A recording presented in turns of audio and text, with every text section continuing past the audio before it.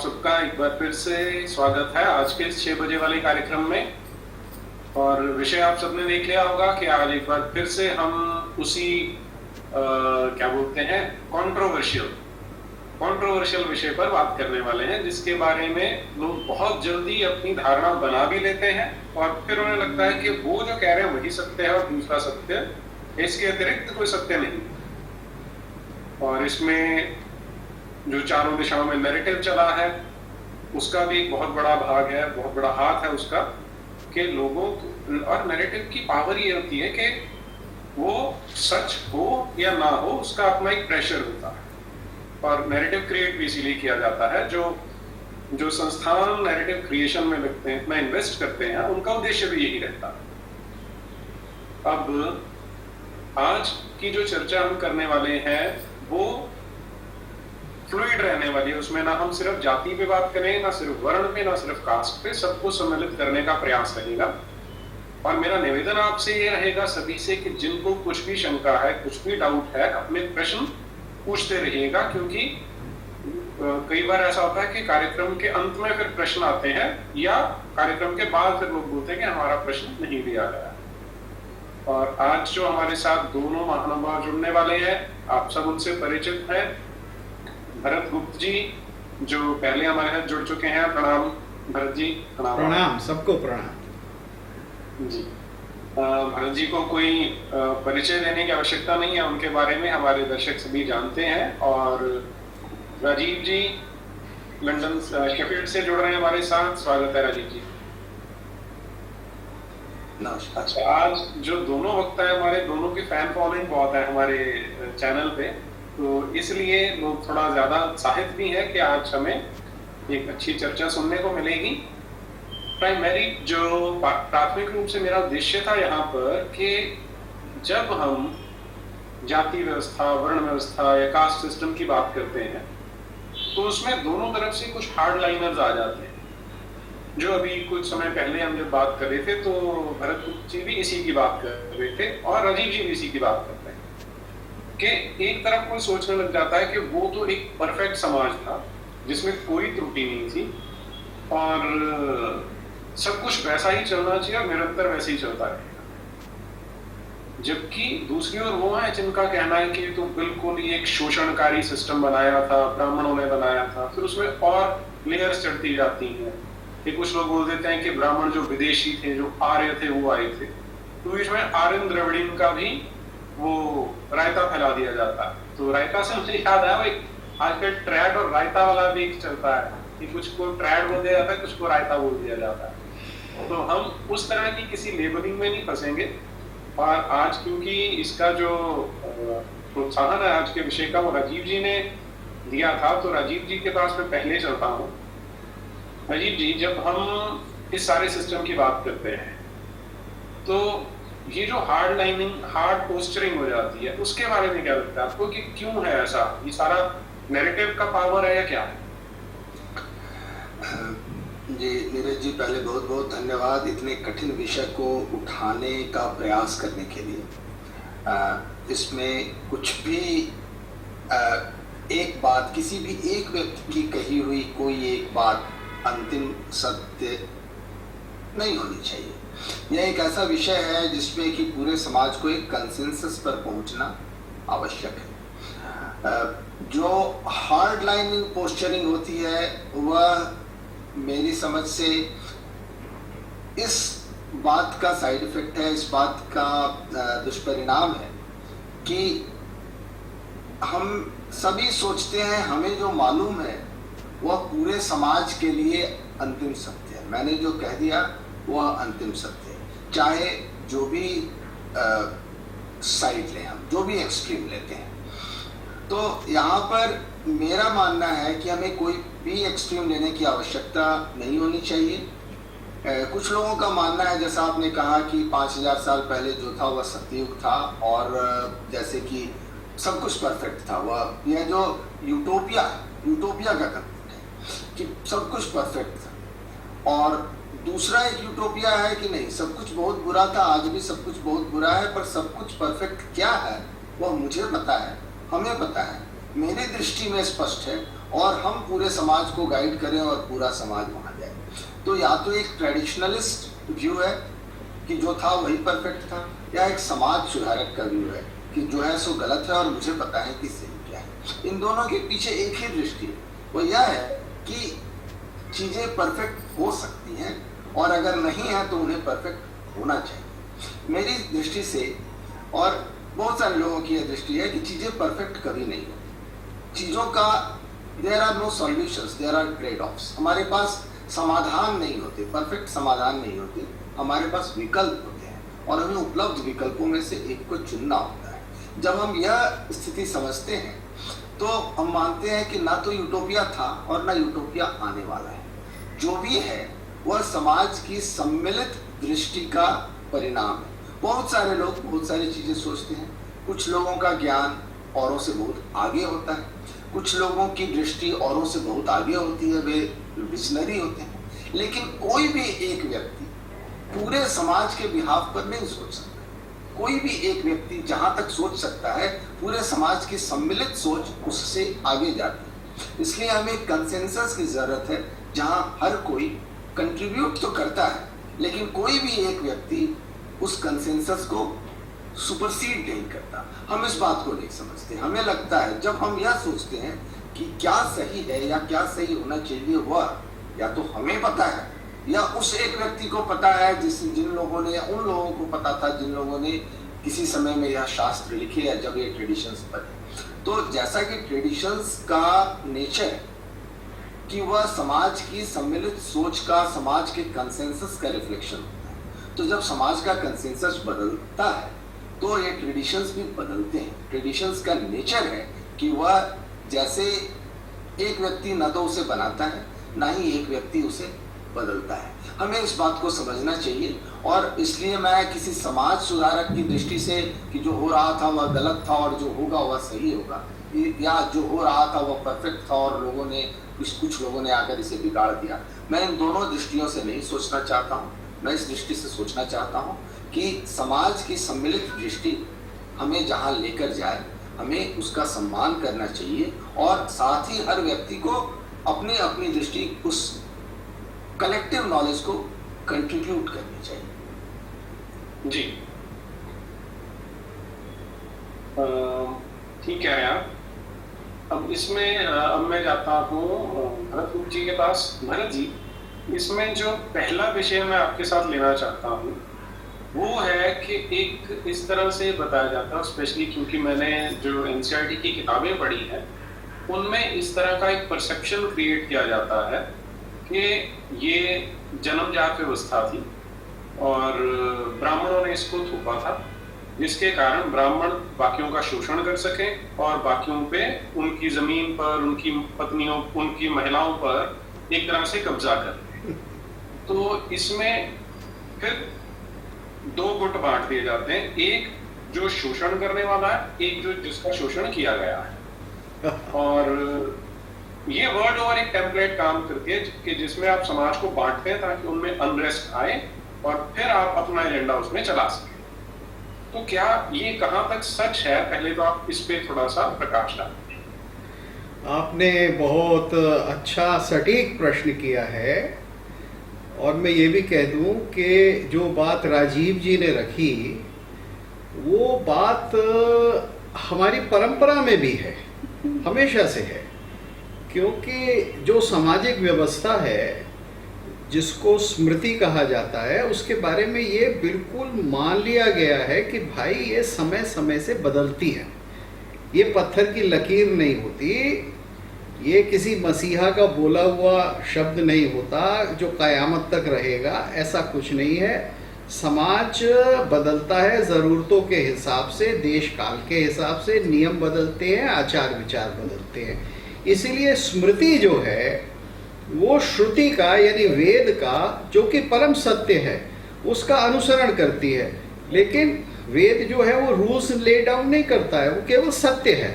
तो सत्य को हर युग को अपने आप अपने अपने समय में खोजना पड़ता है और उसको अपने समय के हिसाब से अप्लाई करना पड़ता है। तो ये दृष्टि जो अभी राजीव जी ने रखी, ये हमारी पारंपरिक दृष्टि भी है। जो हम लोगों में से जो समझते नहीं हैं वो ऐसा मानते हैं। अब आपने जो मेरे से प्रश्न पूछा, तो अब जब भी कोई मुझसे ये प्रश्न पूछता है तो मुझे थोड़ी सी हंसी इसलिए आती है कि देखिए, मैंने दिल्ली विश्वविद्यालय में सन 60 में तो मैं पढ़ा और मैंने 72 में पढ़ाना प्रारंभ कर दिया, और जिन लोगों ने ये सारा इतिहास लिखा वो मेरे वहाँ अपॉइंट होने के 3 साल बाद आए, नेमली आर.एस. शर्मा, डी.एन. झा, और ये मार्क्सवादी जिनको नौकरी पे लगाया गया था इंदिरा गांधी के शासन में नूरुल हसन जी के द्वारा, वो सब मेरा एक पूरा देखा हुआ है। मुझे किसी रिसर्च की आवश्यकता नहीं है। मतलब ये लोग कब आए, कहाँ रहे, किनसे क्या बातें हुई, किसका क्या वार्तालाप हुआ, मेरा क्या वार्तालाप हुआ, मैंने आर.एस. शर्मा को कितनी बार बुलाकर उनसे प्रश्न परिप्रश्न किए, और उनकी ये सारी जो एक एकेडमिक धांधली बनी आइडियोलॉजिकल, ये सब मैंने देखा। तो अब आपने प्रश्न पूछा है तो इसलिए मैं उत्तर दे रहा हूँ, वरना विद्वानों के बीच में तो ये उत्तर देने लायक ही नहीं है। ये तो एक प्रोपेगेंडा किया गया था मार्क्सवादियों के द्वारा, और चूंकि उन्होंने कब्जा कर लिया था, और ये एक बहुत घटिया वर्जन है जो कि वेस्ट चला रहा था, और कोई नई बात नहीं थी। ये वास्तव में ईसाई पादरियों के द्वारा चलाया हुआ वर्जन है, जो कि लगभग आप समझिए कि 1750 से ही शुरू हो गया था। कॉल्डवेल इत्यादि और वो सब ने लिखना शुरू कर दिया था। उसकी धारणा ये थी कि हम जब तक ब्राह्मणों को तिरस्कृत नहीं करेंगे, हम जब तक ब्राह्मणों को दोषी नहीं बनाएंगे, समाज को पतन की ओर ले जाने वाला नहीं बनाएंगे, तब तक हम इन लोगों के, हिंदुओं के बीच में अपने आस्था के प्रति अविश्वास पैदा नहीं कर सकते। और वो इसलिए ज़रूरी है कि इनको हमें कन्वर्ट करना है। तो ये पूरा का पूरा मिशनरी एजेंडा था जो कि हमारी संस्कृति और कल्चर में आया।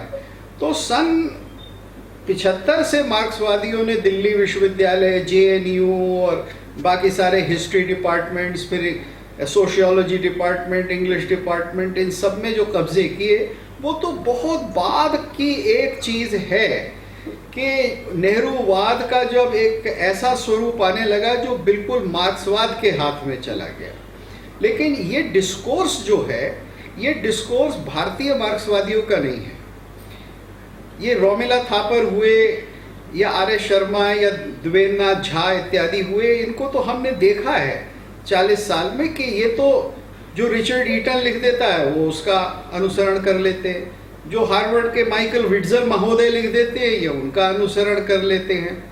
तो ये सब लोग तो केवल क्या कहते हैं, कट पेस्ट करने वाले एकेडमिक्स हैं, और इन्होंने मार्क्सवाद को चलाने के लिए हिंदू धर्म के अंदर एक प्रकार की अनास्था पैदा करने के लिए ये सारा काम किया है। इसका सच से कोई मतलब नहीं है। अब उत्तर देता हूं। ये तो रहा खंडन की बात। उत्तर ये है कि देखिए, ब्राह्मणों ने कुछ नहीं बनाया है, ब्राह्मणों ने केवल उसको रिकॉर्ड किया है। जितने भी शास्त्र हैं वो ब्राह्मणों के द्वारा बनाए नहीं जाते थे, मात्र उनका उन धारणाओं का संग्रह किया जाता था जो उस समय में प्रचलित होती थी। और एक चीज जो कि जितने भी प्राचीन साहित्य को पढ़ने वाले लोग हैं, संस्कृत, प्राकृत इत्यादि को, वो सब जानते हैं, देश के या विदेश के, कि जो लॉ हुआ करता था प्राचीन काल में वो 2 प्रकार का होता था। एक शास्त्र का आचार, ऑल इंडिया लॉ, जिसमें 10, 12, 15 शास्त्र थे, मनुस्मृति, याज्ञवल्क्य स्मृति, पाराशर इत्यादि, इस तरह के बहुत सारे। और एक होता था लोकाचार, लोकल कस्टम। तो लोकल कस्टम भी उतना ही एक्टिव था, उतना ही वैलिड था, उतना ही लीगल था। द्रौपदी के 5 पति, ये लोकल कस्टम था। ये आज भी हिमाचल में आपको कहीं कहीं मिल जाता है, कुछ गांवों में। तो कृष्ण ने कहा कि हाँ करो। तो ऐसा नहीं है कि ब्राह्मणों के संस्कृत में लिखने वाले ग्रंथों के अनुसार से ही सारा भारत चल रहा था। अब जो लोग इतिहास को ही नहीं पढ़ते, जो साहित्य नहीं पढ़ते, वो इस तरह की बातें करते हैं। तो ब्राह्मणों ने केवल मनुस्मृति या लॉ ही नहीं लिखे, उन्होंने जितने भी शास्त्र हैं वो लिखे, और सारे शास्त्र ब्राह्मणों ने नहीं लिखे हैं। देखिए, अब इसके ऊपर बहुत लंबे मैं उदाहरण देने लगूंगा तो विषय से हट जाएंगे, लेकिन ऐसे 10-20 शास्त्र हैं। भरत मुनि ने नाट्यशास्त्र लिखा। कौन कहता है भरत मुनि ब्राह्मण थे? मेरी करुणानिधि से एक बार पब्लिक बहस हुई, मैंने कहा प्रूव इट। करुणानिधि के पास कोई जवाब नहीं था। मैंने कहा और 20 लोग हैं, मतंग मुनि थे, उन्होंने लिखे। नारद शब्द, नारद ब्राह्मण थे, कोई नहीं कह सकता। नारद जो है वो वन जाति के लोगों का नाम होता है। तो इतने सारे जो ग्रंथ लिखे गए वो गैर ब्राह्मणों के दो। अब मनु स्वयं, मनु तो राजा थे, मनु तो क्षत्रिय थे, मनु तो ब्राह्मण थे ही नहीं। तो ग्रंथ का लिखना एक बात होती है, जैसे आज आप जिसको कंप्यूटर अच्छा आता है वो किसी चीज को रिकॉर्ड कर देता है, उसको पीडीएफ बना देता है, लेकिन धारणाएं समाज की होती हैं। तो वहाँ कुछ धारणाएं ऐसी थी जो ऑल इंडिया थी, जिन पे कंसेंसस था, कुछ ऐसी थी जो इंटायरली रीजनल और कस्टमरी थी, और दोनों लॉ थी और दोनों चलती थी, और उसमें लोकाचार का यानी पब्लिक की इच्छाओं का वर्चस्व होता था। अगर कहीं संघर्ष होगा तो लोकाचार जो कस्टमरी लॉ है वो पहले माना जाएगा। और जो मैं कह रहा हूं ये फैक्चुअल है, इस पे कोई इंटरप्रिटेशन की जरूरत नहीं है। तो ये सारा एडिफिस जो क्रिएट किया गया ये टोटली बोगस है। जिन लोगों ने क्रिएट किया, मैं उन लोगों को व्यक्तिगत रूप से तब से जानता था, अब तो उनमें से अधिकांश बड़े बड़े नाम ये भगवान को प्यारे हो गए, क्योंकि अब हम सभी बहुत बुढ़े हो गए हैं। मैं भी कुछ दिन में प्यारा हो जाऊंगा भगवान को। लेकिन मैंने देखा है उनमें से अधिकांश को तो संस्कृत नहीं आती थी। आर.एस. शर्मा तो संस्कृतज्ञ थे, लेकिन डी.एन. झा और बहुत सारे लोग थे, उनको तो हिंदी भी ढंग की नहीं आती थी, कहाँ की संस्कृत। केवल 2 लोग ये मार्क्सवादी कैंप में श्री माली और आर.एस. शर्मा ऐसे थे जिनको संस्कृत का ज्ञान था, जो कि ओरिजिनल सोर्सेज को, टेक्स्ट को पढ़ सकते थे। तो जितना हमारा मार्क्सवादी ये और किताबें लिखने वाला एनसीईआरटी वाला वर्ग रहा है, क्षमा करेंगे, ये तो अंग्रेजी भी ढंग की नहीं जानता, कोई भाषा ढंग की नहीं जानता। इन लोगों ने तो नौकरी लेने के लिए मार्क्सवाद का सहारा लिया, और मेरी आंखों के सामने लिया है कैसे ये मार्क्सवादी बनते थे, कैसे मार्क्स में कन्वर्ट हुए। ये तो उसी तरह से कन्वर्ट हुए जैसे औरंगजेब के ज़माने में बहुत सारे कारीगर जो हैं वो मुसलमान बन गए। इसमें जो आपने बात बताई, मैं 2 चीजें समझने की कोशिश कर रहा हूँ, जोड़ना चाह रहा हूँ। पहली कि जो श्री माली थे, मुझे ध्यान है एक बार वो प्रोग्राम चलता था आपकी अदालत जी, एक रजत शर्मा वाला है, ये नहीं दूसरा था जिसमें वो एक रघुवंशी करके आए थे जी। तो उन्होंने जब इसे आपकी अदालत में बोला, उस समय अरुण शौरी भी थे उस कार्यक्रम में जी। तो इसने कहा श्री माली ने कि वेदों में गौमांस खाने का उल्लेख है।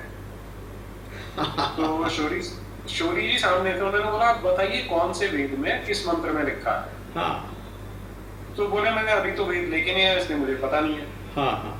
तो वहां जो आगे लोग बैठे हुए थे, दर्शक थे, उनमें से एक ले आया, बोला कि ये लीजिए मेरे पास वेद, आप निकाल के दिखा दीजिए कहाँ पर है। हाँ, कौन सी जगह है, पढ़ा सुना दी। हाँ, फिर उसने कुछ बहाना बनाया, तो अल्टीमेटली हुआ ये कि वो दिखा नहीं पाया कि वेदों में कहाँ पर ये लिखा है। जी हाँ। तो और दूसरी चीज जो मैं दर्शकों के साथ भी शेयर करना चाह रहा हूँ, और जो हमारे आज के डिस्कशन में बहुत काम आएगी, कि जो नैरेटिव बनाया जा रहा है उसका आधार क्या है। ये एनसीईआरटी की किताब में शेयर करता हूँ, सिर्फ एक पैराग्राफ दिखाना चाहूंगा इसमें जी। ये 12वीं क्लास की किताब है, पेज नंबर 61। आपको दिखाई दे रहा होगा सब स्क्रीन पे। जी हाँ, बिल्कुल दिखाई दे रहा है जी। ये है हेडिंग, देखिए, social differences within and beyond the framework of caste. अब ये टाइटल किस तरह से डाला, इस पे मैं राजीव जी से पूछूंगा पहले, लेकिन पैराग्राफ देखिए। You are probably familiar with the term caste, which refers to a set of hierarchically ordered social categories. The ideal order was laid down in the Dharma Sutras and Dharma Shastra. Brahmins claimed that this order, in which they were ranked first, was divinely ordained, while placing groups classified as Shudras and untouchables at the very bottom of the social order. और सबसे खास बात, positions within the order were supposedly determined by birth. जी हाँ, अब ये वो narrative है जो हमारे बच्चों को पढ़ाया जा रहा है। इस एक पैराग्राफ को अगर आप एनालाइज करने बैठेंगे जी तो हाँ, आपको समझ में आ जाएगा कि किस तरह से समाज को ब्रेन वॉश और बेवकूफ बनाया जा रहा है। जी हाँ, अब एनसीईआरटी वाले अगर यहाँ पर सपोजडली डाल रहे हैं तो इसका मतलब है कि इन मूर्धन्य ज्ञानियों के पास भी एक भी प्रूफ ऐसा नहीं आया जिससे वो ये प्रूव कर सकें कि जन्म से होता था। क्योंकि आई एम श्योर अगर ऐसा इनको एक में मिल गया होता तो उन्होंने सब जगह पे उसी को फ्लॉट करना था कि देखिए जी ये हमें सबूत मिल गया है कि ब्राह्मण ऐसा करते थे। देखिए इसमें ऐसा है कि जब हम अपने किसी प्राचीन काल में जाते हैं, पुरानी संस्कृति में जाते हैं, चाहे वो भारत की हो चाहे वो यूनान की हो, चूँकि मैंने यूनान की संस्कृति का बहुत गहराई से अध्ययन किया है और भाषाओं में अध्ययन किया है, तो वो इस तरह से होता है कि जैसे आप एक किसी दूसरी दुनिया में गए और वहाँ जो मोटी मोटी चीज़ें देखते हैं आप उसी को बस सत्य समझ लेते हैं। जैसे मेगास्थनीज ने लिखा कि भाई यहाँ 6 या 7 किस्म के वर्ग होते हैं, तो मेगास्थनीज के हिसाब से कुछ लोग कहते हैं भाई उस जमाने में तो 7 वर्ण थे। तो ये भ्रम इसलिए होता है कि हम किसी समाज की जो विविधता है, उसकी जो गहराई है, उसका जो फैलाव है, हम उसको नहीं देखते और उसका अध्ययन नहीं करते, उसका बैलेंस नहीं करते। अब ये रही पहली बात जन्म से। तो देखिए प्राचीन काल में इसको जो वर्गीकरण है वो क्या है, वर्ण आश्रम धर्म। धर्म का मतलब है यहाँ आचरण कि आपको क्या करना है। तो वर्ण था, ठीक है, 4 वर्ण थे, ब्राह्मण क्षत्रिय वैश्य शूद्र। इनमें एक हायरार्की इस तरह से थी कि ब्राह्मण ऊपर था, फिर क्षत्रिय वैश्य और शूद्र। लेकिन ब्राह्मण भी कई प्रकार के थे, खाना बनाने वाला भी ब्राह्मण था, श्मशान पर मुर्दा जलाने वाला भी ब्राह्मण होता था। अरे भाई हर ब्राह्मण वो तो नहीं था जो केवल वेद का अभ्यास करता था। फिर इन ब्राह्मणों का, जैसा मैं कह चुका हूं, इनके पास हर किसी को आदेश देने का अधिकार तो नहीं था। इनको तो पठन पाठन में, अपनी पढ़ाई लिखाई में लगे रहने का अधिकार था और इनके लिए ये बड़ा क्लियर था कि आप एक बहुत ही सामान्य, लगभग गरीबी का, तपस्या का जीवन जिएंगे। आप शरीर पर सोना नहीं पहन सकते, सुंदर वस्त्र नहीं पहन सकते, घोड़े पे नहीं चढ़ सकते, रथ की तो बात ही क्या। आपके घर में 4-5 दिन से अधिक भोजन नहीं रहना चाहिए। अब ये कोई नहीं लिखता कि ब्राह्मणों के लिए, और ख़ास तौर से जो वेदाभ्यासी ब्राह्मण थे जिनके बारे में ये कहा जाता है कि वो शूद्र से कहते थे तेरे कान में सीसा डाल दूंगा अगर तेरे कान में वैद मन चला गया, तो ये नहीं बताते थे कि उसको 3 दिन से ज़्यादा का अन्न नहीं रखना था अपने घर में, और अगर कोई भिक्षा मांगने आ गया तो उसमें से भी दे देना था, और फिर जब तक उसको भिक्षा नहीं मिलती तब तक उसे भूखे रहना था। ये कोई नहीं लिखेगा आपको। अरे आप सारा साहित्य पढ़ लो, आपको कोई धनवान ब्राह्मण नहीं मिलता, सब सुदामा मिलते हैं, सब गरीब ब्राह्मण मिलते हैं। केवल वो ब्राह्मण जो शायद राजा का अमात्य कहीं बन गया होगा, ऐसे 2-4, उनके अतिरिक्त तो कोई नहीं होता। तो ब्राह्मण तो दारिद्र्य में रहते थे, ये इसके बारे में किसी ने नहीं लिखा। अगर वो दारिद्र्य में रहकर तपस्वी जीवन न जीते तो लाखों लाखों ग्रंथ जो भारत में रचा गया, जो इतने शास्त्र रचे गए, जो वेद का संरक्षण हुआ, ये कैसे होता भाई? इन अद्भुत चीजों के बारे में बात नहीं करेगा एनसीईआरटी। या देवेंद्र नाथ झा और आर एस शर्मा और उनके चेले चपाटे ये कभी नहीं लिखेंगे इसके बारे में। आज से 5000 साल पहले जो वैदिक संहिता थी और उसका जो पाठ था या सामगान था, आज वो वैसा का वैसा ही है। ये इतना अद्भुत कार्य पृथ्वी पर कैसे हो गया अगर वो ब्राह्मण तपस्वी जीवन जीकर उसका संरक्षण नहीं करते। ये एक अद्भुत चीज है, एक ऐसी चीज जो संसार में कहीं नहीं हुई। और वेद के क्या कहते हैं, जो बड़े बड़े विद्वान हैं और अब भारतीय दृष्टि रखने वाले भी, माइकल विट्जल जैसे भी हार्वर्ड के, वो ये मानते हैं कि जैसा ये था 5, 7, 8 हजार साल पहले वैसा ही आज ये है। तो ये चमत्कार कैसे हो गया, आप इसकी बात नहीं करेंगे।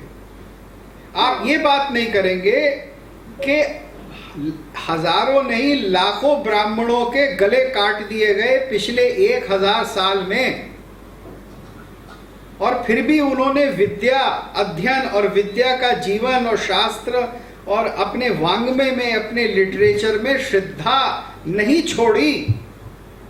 आप इसका जिक्र नहीं करेंगे क्योंकि your mind is highly prejudiced. You will not talk about the great sacrifices which these people did. आप उनके श्रद्धा, उनके गुरु भक्ति, उनकी विद्या भक्ति, विद्या गुरु नाम गुरु, विद्या सबसे बड़ी जो है वो गुरु है, उसकी आप बात नहीं करेंगे। आप केवल ब्राह्मण जाति की बात करेंगे जैसे कि वो ऊपर से पैदा हो गए। अब मनुस्मृति तो ये कहती है कि जितने भी वर्ण हैं वो ब्रह्मा के द्वारा उत्पन्न हैं शुरू में ही, यानी जगदोत्पत्ति अध्याय में ही मनुस्मृति में कहा गया है। समय नहीं है वरना पढ़ के सुना देता मैं आपको श्लोक। वो ये कहती है कि सब पहले ब्रह्म से उत्पन्न हुए, इसलिए सब ब्राह्मण। अब वो क्षत्रिय वैश्य शूद्र कैसे बनते हैं कि जब वो अलग अलग आजीविकाएं लेते हैं। तो जो पठन पाठन इत्यादि में लगेगा वो ब्राह्मण, जो शासन में लगेगा वो क्षत्रिय, जो व्यापार में लगेगा वो वैश्य, और जो मैकेनिकल जॉब्स यानी repetitive jobs, skilled jobs, highly skilled jobs, productive and creative work में लगेगा वो शूद्र। शूद्र का अर्थ ऐसा नहीं होता था कि वो बेचारा एक चांडाल है जिसको शहर के बाहर रहना है, जिसकी स्त्री कोई भी उठा के ला सकता है। ये सब इतिहास के विरुद्ध है, साहित्य के विरुद्ध है, ऐसा कुछ नहीं है। अरे आप महाभारत लीजिए, महाभारत में शादी की है राजा ने सत्यवती से जाके, तो सत्यवती का बाप कौन था? वो मछुआरा था, वो शूद्र था, वो शहर के बाहर रहता था, लेकिन वो अपनी समाज, अपनी सोसाइटी में, अपने समाज में वो राजा था की तरह से था। और उसने इस क्षत्रिय राजा से, हस्तिनापुर के, ये कहा कि मेरी लड़की से शादी तू जब करेगा भाई शांतनु, जब इसका ही जब तू ये वचन दे देगा कि इसका ही बेटा उत्तराधिकारी होगा। तो ही talk to him as an equal. तो सत्यवती को बाप की पिटाई करके तो नहीं ले आए शांतनु। कितना बड़ा सैक्रिफाइस दिया उनके बेटे ने, भीष्म ने, तब लेके आए। तो उसकी जो हट थी, जिद थी या डिमांड थी, वो तो बरकरार रखी गई। अब सीपीएम ने कितने शूद्र एमपी बना दिए मुझको बताओ पिछले 50 साल में भारत के पार्लियामेंट में। तो आप जब इतिहास में आप तुलना करेंगे तो आप देखेंगे कि भारतीय समाज मनुष्य की मर्यादा को, चाहे उस मनुष्य का कोई भी स्टेटस हो, वो बहुत एक जिसको कहते हैं पवित्रता के साथ मानता था। There was human dignity and there was human sanctity. The Shudra had full sanctity and dignity. It is very wrong to think that he was either cannon fodder or he was just to be trampled at any given time. All this is simply not true. इसके अतिरिक्त जो identity markers हैं भारत में, हम्म, वो ये सिर्फ ये 4 नहीं है, ब्राह्मण क्षत्रिय वैश्य। अब जो पढ़ाया जाता है उससे आपको लगेगा कि और कोई आइडेंटिटी मार्कर ही नहीं था, कोई पहचान का चिन्ह ही नहीं था, तो ऐसा नहीं है। आज से मैं इसमें जी क्षमा करता हूँ जी। राजीव जी से भी मैं एक बार कमेंट ले लूँ, जो हमने एनसीईआरटी वाला लिया था, हाँ जी, फिर आगे बढ़ाते हैं। अवश्य अवश्य। जी जी, यह जो ग्लोबल नैरेटिव है कॉन्फ्लिक्ट थ्योरी का, कि हर बात का एनालिसिस ये कॉन्फ्लिक्ट के रूप में करते हैं। वामपंथियों का जो वर्ग संघर्ष का की नैरेटिव, तो चाहे घर के अंदर से लेकर समाज के अंदर से लेकर देशों के अंदर हर स्तर पर इनका हर नैरेटिव हमेशा कॉन्फ्लिक्ट का होता है। तो इसमें कोई आश्चर्य की बात ही नहीं है कि यह इस तरह से इसे प्रोजेक्ट किया गया कि यह उनके कॉन्फ्लिक्ट नैरेटिव में फिट। ये तो घर के अंदर कर देते हैं, पति पत्नी के अंदर यह कॉन्फ्लिक्ट नैरेटिव खड़ा कर देते हैं कि पुरुष जो है स्त्री का शोषण करता है। पिता पुत्र के भी अंदर यह कॉन्फ्लिक्ट नैरेटिव खड़ा कर देते हैं कि पिता जो है सो पुत्र का शोषण करता है। तो या तो इनके पूरे नैरेटिव का भाग है, इन्हें सत्य से कोई संबंध नहीं है। वामपंथियों का सत्य से कोई वास्ता नहीं है, इनको इनकी पूरी श्रद्धा नैरेटिव के प्रति है। तो जो बात कहने से इनका नैरेटिव बनता है, ये वो बात कहते हैं, और उसके पक्ष में जो बातें खींचकर तोड़ मरोड़ कर जैसे भी, या झूठ बोलकर या सेल्फ सपोर्टिंग झूठ बोलकर, एक व्यक्ति एक झूठ बोलता है कि ऐसा संभव है, ऐसा हुआ होगा, दूसरा व्यक्ति उसे कोट करके बोलता है, वो कहते हैं कि ऐसा हुआ, अवश्य हुआ होगा, तीसरा व्यक्ति जो है उसमें से यह संभव और अवश्य हुआ होगा शब्दों को हटाकर उसे एक तथ्य के रूप में प्रोजेक्ट कर देता है। जैसे कि आपने वह वाक्य प्रयोग किया सपोजली बेस्ड ऑन पर, तो यह जो सपोजली शब्द आया, यह ज्यादातर लोग जब इसे इंटरप्रेट करेंगे तो यह सपोजली शब्द जो है यह कंटेक्स्ट से हट जाएगा और इट वाज बाय बर्थ यह दिमाग में रह जाएगा। तो यह जो शब्दों का खेल है इनका, कि एक व्यक्ति एक झूठ बोलता है, तुक्का लगाता है, एक one conjunction becomes reference for the next historian who uses it as a reference to further concretize that conjecture, and after 5-6 repetitions between the 5-6 scholars who quote each other, they turn it into truth. यह बात, यह इनकी यह technique जो है, यह तो well established है। और प्रोफेसर गुप्ता सर, आपका तो व्यक्तिगत अनुभव रहा है, लेकिन इस बात को मैं देख रहा हूँ कि दुनिया के हर क्षेत्र, समाज के हर वर्ग के बीच में का जो संपर्क, उस संपर्क की भाषा द्वंद्व की, कॉन्फ्लिक्ट की रही है। वामपंथियों की एक ही भाषा है, वे मानवीय संपर्कों की एक ही भाषा समझते हैं, कॉन्फ्लिक्ट की भाषा। हर दो संपर्क जो है वह कॉन्फ्लिक्ट नैरेटिव होता है, और हर कॉन्फ्लिक्ट नैरेटिव में एक ऑपरेशर होता है, एक ऑपरेस्ड होता है। ये ऑपरेस्ड का साथ लेते हैं, ऑपरेस्ड के साथ खड़े हो, ऑपरेस्ड को डिफाइन करते हैं, ऑपरेसर को डिफाइन करते हैं, ऑपरेस्ड के साथ खड़े होकर उसकी एडवोकेसी अपने हाथ में लेते हैं, और यह इन्हें पावर देता है। यह इनकी टेक्निक है, और जिसे इन्होंने भारतीय वर्ण व्यवस्था या भारतीय समाज व्यवस्था के एनालिसिस के लिए इसका प्रयोग किया है। यहाँ इससे बड़ा प्रश्न है कि हम क्या करें कि इस नैरेटिव को चैलेंज करें, और क्या ना करें जो इस नैरेटिव को और बल दे। क्योंकि जहाँ तक हमारा मस्तिष्क पिछले वर्षों में इनके इसी नैरेटिव को या तो इस तरफ से या दूसरे तरफ से इम्बाइब करता रहा है। जब इन्होंने कहा यह वर्ण व्यवस्था जातिगत थी या जन्मगत थी, तो इस बात को इन्होंने इतनी बार रिपीट किया है कि हम लोगों ने इसे आत्मसात कर लिया है। तो जिसमें विश्वास करने वाले लोग, इसे जस्टिफाई करने वाले लोग, और इसके विरुद्ध झंडा उठाने वाले लोग, दोनों ने इसे आत्मसात कर लिया है, और वही दोनों तरफ से इनके इस नैरेटिव को बल देते हैं। तो हमारे सामने अगला प्रश्न यह होना चाहिए कि हम क्या करें जो इनके इस नैरेटिव को कंट्राडिक्ट करे, और क्या करें जो इनके इस नैरेटिव को, क्या ना करें जो इनके इस नैरेटिव को बल देता हो। बिल्कुल सही, बिल्कुल सही जी। इसमें यहाँ दो चीज़ें हैं जो मैं रखना चाहूँगा कि एक तो इन्होंने राजीव जी ने बहुत बढ़िया बात कही है, और ये हिस्टोरिकल एनालिसिस है, परफेक्ट हिस्टोरिकल एनालिसिस। तो एक तो कि किस तरह से ये मैन्युफैक्चर्ड है, इसको एक्सपोज करने के लिए ये बहुत ज़रूरी है ये दिखाना कि ये आता कहाँ से है।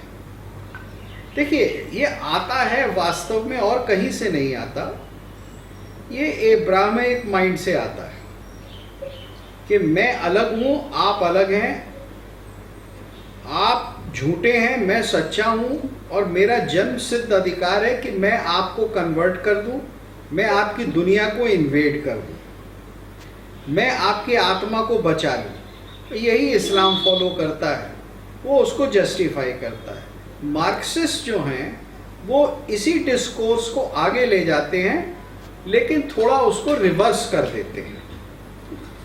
यानी इस्लाम और क्रिश्चियनिटी में तो जो यावे या अल्लाह के साथ का है, वो अपने आप को ऑपरेसर नहीं मानता, वो सेवियर मानता है कि मैं दूसरों को जन्नत पहुंचाने का मौका दे रहा हूं, दोज़ख से उनको बचा रहा हूं। अब यही आर्ग्यूमेंट एक दूसरे ढंग से मार्क्सिस्टों के द्वारा लिया जाता है, और इस आर्ग्यूमेंट को एक्सपोज कर दिया गया था सन 40 के आसपास बर्टन रसल के द्वारा। उनकी एक पुस्तक है छोटी सी, why I am not a Christian. तो उन्होंने बताया कि मैंने क्रिश्चियनिटी क्यों छोड़ी, और फिर अंत में वो कहते हैं कि मैं कम्युनिज्म के साथ भी इसी कारण नहीं हूँ कि कम्युनिज्म बिल्कुल क्रिश्चियनिटी का कंटिन्यूएशन है। तो वहाँ डिस्कोर्स यही होता है कि पहले तो आप कॉन्फ्लिक्ट क्रिएट करेंगे, आप बिना कॉन्फ्लिक्ट के कुछ देख नहीं सकते, आप किसी दूसरे को गले कभी लगाएंगे ही नहीं, आप दूसरे का परिवर्तन करके लगाएंगे। तो इसी कम्युनिस्ट क्या करेंगे कि वो ऑप्रेस्ड के साथ खड़े हो जाएंगे, लेकिन किस लिए? उसी गोल के लिए जिसके लिए ईसाई खड़ा होता था या जिसके लिए मोहम्मदी खड़ा होता था, सेव करने के लिए।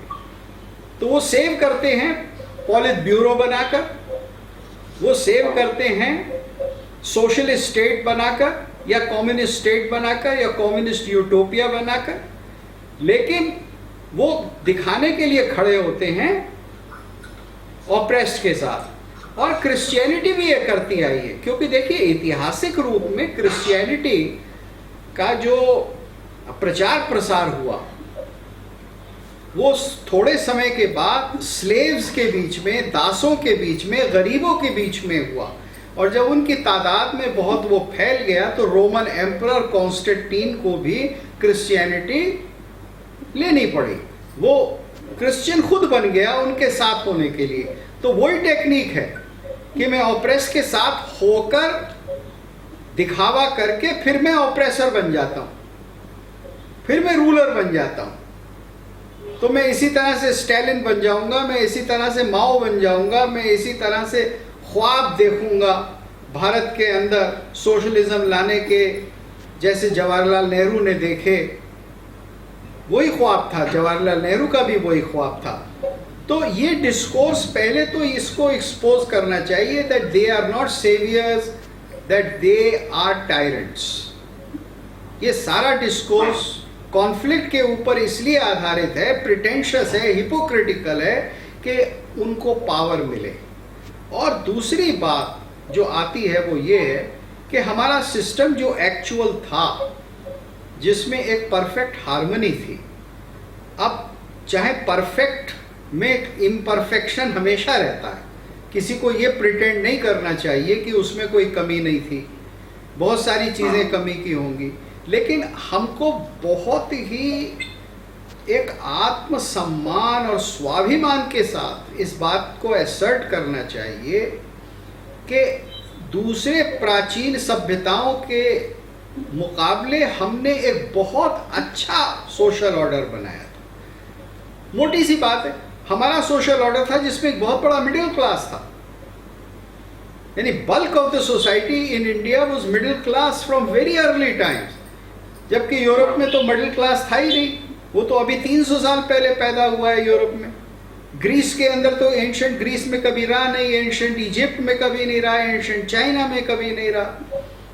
मिडिल क्लास लेस सोसाइटीज थी ये। तो जब मिडिल क्लास लेस सोसाइटी होंगी तो ओप्रेसर एंड ओप्रेस्ड ही होगा,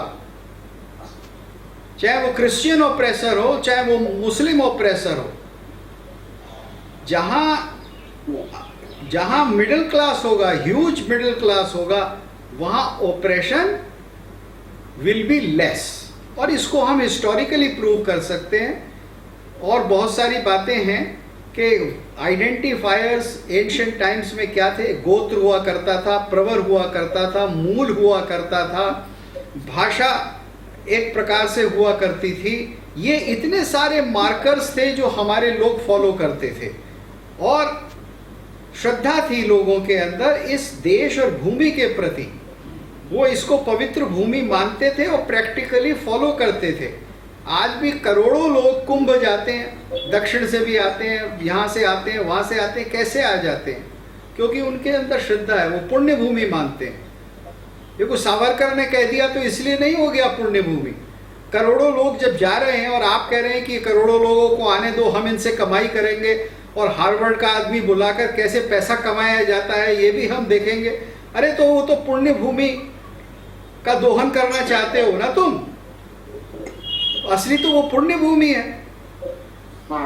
तो ये कॉन्फ्लिक्ट कहाँ था भाई?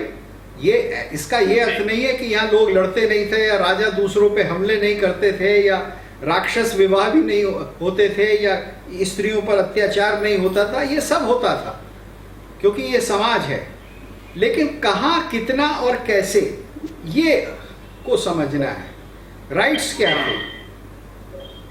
जी। आप दासी का, भारतवर्ष के अंदर दासी का भी अपहरण नहीं कर सकते थे, उसके साथ सेक्स नहीं कर सकते थे, वो वर्जित था। भारत के अंदर अगर आप किसी दूसरे राज्य को हरा देते थे तो वहां से औरतें, बच्चे, मर्दों को गुलाम बनाकर नहीं ला सकते थे। ये सीधे सीधे प्रश्न तो मैं येल में और आपके कोलंबिया में और इन सारे विश्वविद्यालयों के इंडोलॉजी डिपार्टमेंट्स में पूछ चुका हूं कि भैया मुझे टेक्स्ट दिखा दो कि कौन से राजा ने भारतवर्ष के अंदर स्लेव्स बनाए हों, जैसे एंशिएंट ग्रीक्स बनाते थे। इसका तो एक बड़ा अच्छा टेक्स्ट हमारे पास अवेलेबल है। हाँ जी। जब हम हिस्ट्री में जाते हैं तो जो सबसे पुराना डॉक्यूमेंट मुझे मिला वो था मेगास्थनीज और एरियन की जो इंडिका है उसके कुछ फ्रैगमेंट्स मिलते हैं। जी जी। तो उसमें वो दो चीजें बिल्कुल स्पष्ट करके बताता है। मैं वो शेयर करना चाह रहा हूँ। बहुत अच्छी बात है। पहली चीज आपने अभी बोली थी ना भरत जी के ब्राह्मण का जीवन कैसा होता था। हाँ। तो यहाँ देखिए वो क्या बता रहा है। The custom of the country prohibits intermarriage between the castes. For instance, the husbandman cannot take a wife from the artisan caste, nor the artisan a wife from the husbandman caste. Custom also prohibits anyone from exercising two trades or from changing from one caste to another. One cannot, for instance, become a husbandman if he is a herdsman, or become a herdsman if he is an artisan. It is permitted that the sophist, जो ब्राह्मण की बात कर रहा है, it is permitted that the sophist only be from any caste, for the life of the sophist is not an easy one but the hardest of all.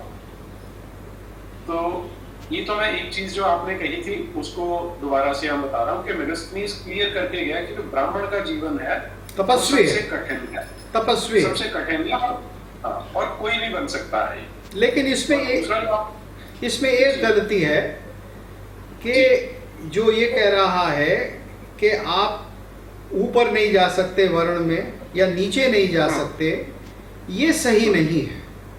क्योंकि प्राचीन काल से बहुत सारे उदाहरण मिलते हैं कि ब्राह्मण जो हैं उन्होंने व्यापार आरंभ कर दिया। अब मृच्छकटिकम नाटक ले लीजिए, उसका जो नायक है वो ब्राह्मण है लेकिन वो व्यापारी बन गया है, सार्थवाह बन गया है। मैं ऐसे और बहुत सारे एग्जाम्पल्स दे सकता हूँ। और इसी तरह से नीचे से लोग ऊपर चले गए। छत्रपति शिवाजी जो थे वो भूमिहार थे, वो एक प्रकार से वैश्य थे, क्योंकि वो उनके पूर्वज और उनके खानदानी लोग जो थे वो जमीन जोतते थे, लेकिन फिर उन्होंने शस्त्र धारण किए, उन्होंने ही नहीं किया, उनके बाप ने भी दादा ने भी करे, और वो जब उनके हाथ में ताकत आई, राज्य हुई, तो फिर वो सूर्यवंशी राजा उनको बना दिया गया। गागा भट्ट ने कहा कि अब ये अधिकारी हैं सूर्यवंशी राजा के। तो ये अपवर्ड मोबिलिटी और डाउनवर्ड मोबिलिटी ये निरंतर थी, ये हमेशा चलती आ रही थी, और किसी भी धर्मशास्त्र में ये नहीं लिखा है कि आप ऐसा नहीं कर सकते, ये वर्जित है। धर्मशास्त्र इतना तो बताते हैं कि आपको जो जन्म मिला है वो आपको अपने पूर्व जन्मों के अनुसार मिला है। तो आपने बहुत अच्छे कर्म किए हैं, तपस्वी कर्म किए तो ब्राह्मण जन्म मिलेगा, नहीं किए तो शूद्र मिलेगा। लेकिन ये तो पुरानी बात हुई। कर्म का सिद्धांत ये कहता है कि अब आगे मेरे लिए जमाना खुला है, भविष्य मेरे लिए खुला है, तो मैं ऊपर भी जा सकता हूं और मुसीबत में, आपातकाल में मैं नीचे चला जाऊंगा। तो ये दोनों चीजें होती थी, और इसके एक नहीं बहुत बड़े उदाहरण हैं। और एम.एन. श्रीनिवास ने तो इसके ऊपर बहुत पूरी की पूरी पुस्तकें लिखी थी आज से 30 साल पहले। लोग उसका अब जिक्र नहीं करते। उसमें बहुत अच्छा डॉक्यूमेंटेशन है कि किस तरह से अपवर्ड मोबिलिटी और डाउनवर्ड मोबिलिटी निरंतर होती थी। तो ये समाज जो था स्टैटिक समाज नहीं था, ये डायनेमिक समाज था। इसमें कर्म का आधार था, कर्म का आधार था। मनुस्मृति के पहले चैप्टर में ही कर्म को आधार माना गया है। जी, और दूसरी चीज जो इसी किताब में वो बताता है, जो आपने अभी कहा था कि लूट के नहीं लेके जाते थे महिलाओं को, बच्चों को। बिल्कुल बिल्कुल। तो अब आप देखेंगे जितना अगर आप बाइबल पढ़ लेंगे या कुरान पढ़ लेंगे, वहां पर तो डिवाइन सैंक्शन है, उनका गॉड है, वही बोल रहा है कि तुम इनको लूट के ले जा सकते हो। यहाँ पे ये देखिए क्या बता रहा है, ये है इसका पेज नंबर 210 जी। वो इसमें बिल्कुल क्लियर कह रहा है कि after this the second class consists of tillers of the soil who form the most numerous class of the population. They are neither furnished with arms nor have any military duties to perform, but they cultivate the soil and pay tribute to the kings and the independent cities. Ji. In times of civil war, the soldiers are not allowed to molest the husbandmen or ravage their lands. Right. Hence, while the former are fighting and killing each other as they can, Yeah. the latter may be seen close at hand, tranquilly pursuing their work. Exactly. अब इससे हमें सारी चीजें clear हो जाती हैं कि भाई किस तरह का समाज उन्होंने बना के दिया था। जी हाँ। और यहाँ मैं एक बात कह दूं जी, कुछ लोग उससे नाराज हो जाएंगे, लेकिन मैं अपनी आदत से मजबूर हूँ। एक स्कॉलर के रूप में मैं कह ही देता हूँ। अटल बिहारी वाजपेयी जी का एक बयान है कि पानीपत की लड़ाई में कुछ लोग लड़ रहे थे और बहुत सारे लोग देख रहे थे। अगर वो सब देखने वाले भी लड़ने लगते तो पानीपत की लड़ाई भारत जीत जाता। अब देखिए वो व्यवस्था थी। आज भी अगर पाकिस्तान का हमला होता है तो फौज लड़ने जाएगी, भरत गुप्त तो लड़ने नहीं चला जाएगा। भाई मैं ज्यादा से ज्यादा कुछ थोड़ा बहुत काम कर दूंगा, बिस्तर उठवा दूंगा, फल बंटवा दूंगा, ये इस तरह के काम कर दूंगा। तो ये जो बात मेगास्थनीज कह रहे हैं वो हमारे आधुनिक नेताओं को नहीं पता कि हमारी जो व्यवस्था थी, वर्ण व्यवस्था थी, वो अच्छी थी और आप उसको आज नहीं समझ रहे हैं। इसीलिए आप उसमें कह रहे हैं कि वो सभी क्यों नहीं लड़ने लगे साहब, सभी क्षत्रिय क्यों नहीं बन गए। तो ये मैंने उदाहरण दिया कि किस तरह से हम अपने पास्ट को खुद नहीं समझ रहे हैं, हम उसको अच्छी तरह से जान नहीं रहे हैं और उसके ऊपर दोषारोपण कर रहे हैं। और ये भारत में ही नहीं हो रहा, ये सारी दुनिया में हो रहा है। ये एक बीमारी है, इस बीमारी का नाम मैंने रखा है प्रेजेंटिज्म, कि जो प्रेजेंट है दैट इज द ग्रेटेस्ट। जो प्रेजेंट मानव है ही इज द वाइजेस्ट। बाकी इतिहास में सब, जिसको इस्लाम वाले कहते हैं जहालिया, तो सब पास्ट के लोग जाहिल थे, हम ही बड़े। We are at the top of the echelon, we are the wisest. तो इन सब धारणाओं से हमें बाहर निकलना पड़ेगा और हमें देखना पड़ेगा कि भारत के अंदर जो मूल्य बनाए गए थे वो अद्भुत थे। अब आप मनुस्मृति को इतनी गालियां देते हैं, मनुस्मृति स्पष्ट कहती है कि जब आप जीत कर आएंगे तो जिस राज्य को आपने जीता है वहां आप किसी को नहीं छुएंगे, सबको सबसे पहले अभय देंगे कि आप जैसे काम कर रहे थे, रह रहे थे, रहिए, बस मैं राजकोष ले लूंगा और जो क्षत्रिय मेरे विरुद्ध तलवार अब भी उठाएंगे मैं उनको लड़ूंगा, उनको मार दूंगा। लेकिन फाइटिंग क्लास के अतिरिक्त मैं किसी वैश्य को, किसी शूद्र को, किसी ब्राह्मण को, किसी कलाकार को, उस जमाने में जो कोर्टिजेंस या वेश्याएं होती थी उनको, या जो साधु थे या सन्यासी थे, उनमें से किसी को मैं ये मानकर कि ये विधर्मी है या ये हारा हुआ है मैं नहीं छूंगा, चूंकि वो भी प्रजा है, क्रिएटेड बाय ब्रह्मा है। और अगर मुझे राज्य करना है तो प्रजा का पालन जो है वो मेरा धर्म है। तो ये वैल्यू थी। जब हम ये वैल्यूज की बात अब एकदम ये करते हैं कि पहले ये था, अब राजीव जी ये जब हम इस नैरेटिव पे आते हैं कि हमें ये डिस्कशन करनी क्यों पड़ रही है,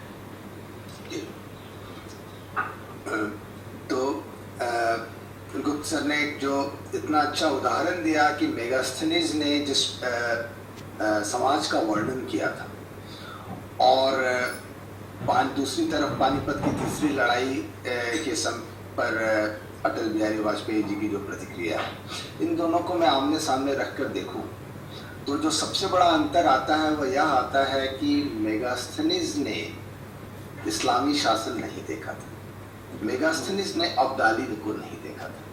मेगास्थनीज के समय जो हिंदू समाज था उसके अंदर सभी व्यक्ति उसी मोरल कोड को फॉलो करते थे जो पूरे समाज के लिए एक था। आज के दिन हमारी स्थितियां बदल गई। सबसे बड़ी जो बात आई है कि आज आपका शत्रु उसी मोरल कोड से नहीं बंधा है जिस मोरल कोड से हम और आप बंधे।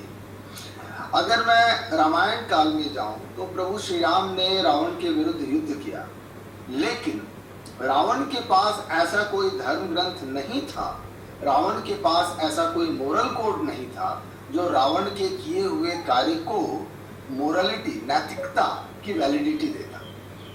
तो रावण का किया हुआ कार्य उस समय के किसी भी, वह राजा था, वह शक्तिशाली था, वह अपनी मर्जी से जो मर्जी कर सकता था, लेकिन इससे यह सिद्ध नहीं होता कि वह जो करता था उसे वह नैतिक भी सिद्ध कर। वह खुद अपनी पत्नी के सामने अपने कार्य को नैतिक सिद्ध नहीं कर सका, तो क्योंकि वह भी समाज के उस ग्रेटर मोरल कोड से बना था, वह मोरल कोड को चेंज करने की स्थिति में नहीं था।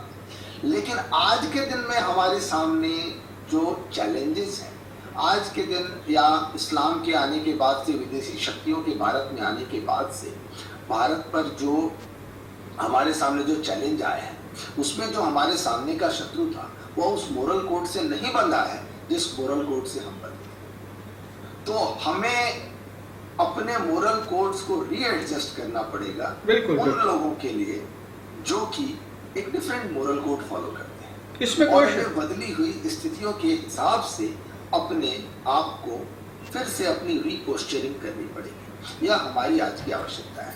तो नीरज जी ने यह प्रश्न पूछा कि हमें इस विषय पर बात करने की आवश्यकता क्यों?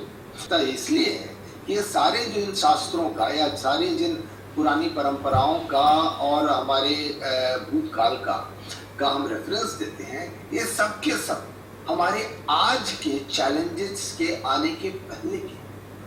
तो इनमें जिस काल का वर्णन है और जिनमें जिन चैलेंजेस का वर्णन है और जो उस समय की स्थितियों के हिसाब से जिस समाज व्यवस्था का वर्णन है, वे समाज व्यवस्था आज के दिन में कुछ एडजस्टमेंट मांगती है। मैं यह नहीं कहता कि मैं इस स्थिति में हूँ कि मैं सजेस्ट करूँ कि वह एडजस्टमेंट क्या होनी चाहिए, या कोई भी एक व्यक्ति इस स्थिति में होगा कि वह सजेस्ट करे और पूरा समाज उससे माने, या नहीं। मेरा मानना है कि कुछ चेंजेस हैं जो हमारे समाज में आ रहे हैं और कुछ चेंजेस हैं जिनके प्रति थोड़ा रेसिस्टेंस, और वह रेसिस्टेंस भी समाज के अपने अनुभवों का भाग है। कोई ये नहीं कह सकता कि जिसका रेसिस्टेंस है उन चेंजेस के प्रति वह बिल्कुल अपनी ओर से गलत है, लेकिन वह समाज के सम्मिलित अनुभवों का भाग है। लेकिन दूसरी तरफ कुछ चेंजेस आ रहे हैं जो कि मतलब आ चुके हैं। हम और आप समाज को बदलने की स्थिति में नहीं है, या हम और आप इस स्थिति में नहीं है कि हम बोल देंगे और पूरा समाज मान जाएगा और बदल जाएगा। मेरा सिर्फ यह कहना है कि कुछ चेंजेस इनएविटेबल हैं, कुछ चेंजेस हो चुके हैं, हमें सिर्फ उन्हें ग्रेसफुली स्वीकार करना है। क्योंकि यहाँ जो चैलेंज है एक वह नए शत्रुओं के साथ है जो उसी मोरल कोड से नहीं बंधे हैं जिनसे हम बंधे हैं। दूसरा जो हमारा बहुत बड़ा चैलेंज है वह नैरेटिव का चैलेंज है। एक समय में हमारे समाज में यह व्यवस्था नहीं थी कि कोई एक झूठ का नैरेटिव खड़ा कर लेगा। झूठ के नैरेटिव बनते थे, ध्वस्त हो जाते थे, क्योंकि समाज का मोरल कोड विकृत नहीं था। आज के दिन एक झूठ का नैरेटिव बनता है। वामपंथ जैसी एक शक्ति है जिसका काम ही है नैरेटिव बनाना। उन्होंने नैरेटिव को अपना हथियार बनाया है। वे खुद नहीं लड़ते, वे सिर्फ नैरेटिव बनाते हैं और आप उन नैरेटिव से लड़ते रहते हैं। आपकी सारी शक्ति उस नैरेटिव से लड़ने में निकल जाती है। तो यह जो स्थिति है, यह जो चैलेंज है, यह बिल्कुल नया चैलेंज है। या इस पर मैं बहुत बार बात कर चुका हूं कि यह चैलेंज कहां से आया और यह चैलेंज, इस चैलेंज का सोर्स क्या है, वे कौन से लोग हैं जो इस तरह से नैरेटिव को कंट्रोल करना चाहते हैं और क्यों करना चाहते हैं। इस पर यह एक अलग विषय है और अगर थोड़ा विषयांतर होगा तो मैं उस पर बात करूंगा, क्योंकि प्रोफेसर गुप्ता सर ने जो एक बात कही थी कि हमारा समाज जो था वह अपर क्लास और लोअर क्लास की डाइकोटोमाइज्ड सोसाइटी नहीं थी, वह सामंती समाज नहीं था जैसा पूरा वेस्टर्न समाज था। हमारे समाज में यह सामंती व्यवस्था नहीं थी, लेकिन चूंकि हम लोगों ने अपनी पूरी व्यवस्था को पश्चिमी आंखों से देखा है और पश्चिमी आंखों से देखना सीखा है, तो हमने उनके इसी डिस्क्रिप्शन को, एक सामंती व्यवस्था के डिस्क्रिप्शन को आत्मसात कर लिया है, जहां ऑपरेसर एंड ऑपरेस्ड की एक थ्योरी बनती है। तो इस नैरेटिव से जो लड़ना है, इस नैरेटिव को लड़ने के लिए हमें एक बहुत बड़ा संख्या बल चाहिए। और वे इस नैरेटिव हमें कहाँ प्रहार कर रहा है, उनका नैरेटिव कहाँ प्रहार कर रहा है? उनका नैरेटिव हमारे संख्या बल को काट रहा है, हमारे बीच से लोगों को समझा रहा है कि तुम ऑपरेस्ड हो, तुम्हारा ऑपरेशन हुआ है, तुम अपने ऑपरेसर से लड़ो। उन्हें लड़ने की जरूरत नहीं, उन्होंने सिर्फ यह नैरेटिव खड़ा कर दिया और हम अपने भीतर ही, अपने घर के अंदर शत्रुओं से घिर गए, क्योंकि उन्होंने हमारे बीच से कुछ लोगों को खड़ा करके शत्रु बना दिया। तो जब तक हम इस नैरेटिव को काटेंगे नहीं, हम इस लड़ाई पे अपने ही हाथों से घिरे रहेंगे, अपने ही आप से, अपने ही समाज के लोगों से हम घिरे रहेंगे। तो यहाँ संख्या बल महत्वपूर्ण है और इसलिए यह जो डेमोग्राफिक चैलेंज है, जिस तरह का नैरेटिव बनाकर यह हमारे बीच में कन्वर्जन करा रहे हैं, जिस तरह का के नैरेटिव बनाकर यह हमारे बीच में असंतोष पैदा कर रहे हैं और लोगों को लड़ा रहे हैं, वहाँ कहीं ना कहीं हमारे idealised image of the past जो है वो बाधा बनता है।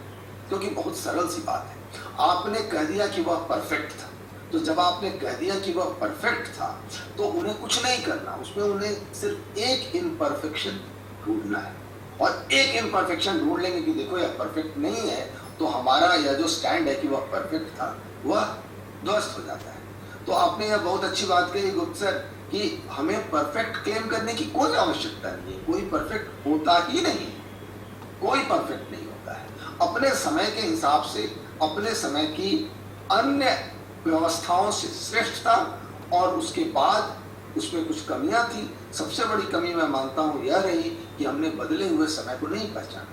जब पूरी दुनिया हमारे आसपास बदल रही थी, दुनिया में डिफरेंट मोरल कोड वाले लोग खड़े हो रहे थे, इस्लाम और क्रिश्चियनिटी जैसी शक्तियां खड़ी हो रही थी, जो कि न सिर्फ ऑपरेसर, न सिर्फ इन्वेडर, वे प्रीडेटर शक्तियां खड़ी हो रही थी जो आपको पूरी तरह से निगल जाएंगी। तो हमने प्रीडेटर शक्तियों को नहीं पहचाना और उनके विरुद्ध अपने आप को गार्ड नहीं किया। और फिर जब वामपंथ आया तो हमने नैरेटिव के विरुद्ध अपने आप को गार्ड नहीं किया। तो अभी जो समय है उसमें यह जो सभी सम्मिलित शक्तियां हैं, वामपंथ का नैरेटिव और इस्लाम और क्रिश्चियनिटी की प्रीडेटर टेंडेंसी, यह क्या कर रही है, हमारे देश में धर्मांतरण करा रही है। उन्हें कन्विंस कर रही है कि देखो ये तो कहते हैं कि ये परफेक्ट थे, ये परफेक्ट नहीं थे, और जब वो कहते हैं ये परफेक्ट नहीं थे तो हमारा आर्गुमेंट खत्म हो जाता है, हम डिसआर्म हो जाते हैं। तो मेरा कहना है कि हमें इस पूरे नैरेटिव को रीएडजस्ट करना होगा। जी नहीं, किसने कहा हम परफेक्ट थे? परफेक्ट नाम की कोई चीज नहीं होती, लेकिन हम उस समय की, अपने समय की अन्य सभ्यताओं से बेहतर थे।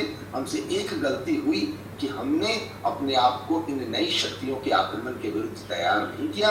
हमें क्या करना है? हमें इन नई शक्तियों के आक्रमण के विरुद्ध अपने आप को तैयार करना है और फिर से एक ऐसी व्यवस्था खड़ी करनी है जो आज के समाज में, आज के बहुसंख्यक वर्ग को स्वीकृत हो, स्वीकार्य हो, और जिसमें जैसा कि ये दिखाते हैं कि आपके साथ अन्याय हो रहा है, आपके साथ अन्याय हो रहा है, जी नहीं, जिसमें अन्याय की संभावनाओं न्यूनतम किया जा सके, मिनिमाइज किया जा सके। कभी भी कोई भी चीज हम ये भी नहीं कहते कि हम फ्यूचर परफेक्ट बना देंगे। अगर कोई कहता है तो वह झूठ बोल रहा है, या तो वह मूर्ख है या वह झूठा है।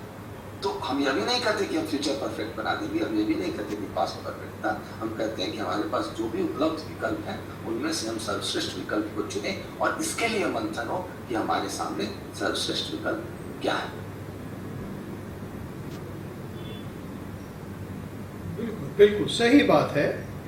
मैं इनकी बात में एक बात ये जोड़ना चाहूँगा कि जैसे इन्होंने ये कहा, बिल्कुल सही कहा कि हमें द ब्यूटीफुल क्लासिकल पास्ट को क्लेम नहीं करना चाहिए, और मैं करता ही नहीं हूँ कभी भी। मैं तो कभी बिल्कुल नहीं करता, और जिसने अध्ययन किया है वो करेगा भी नहीं।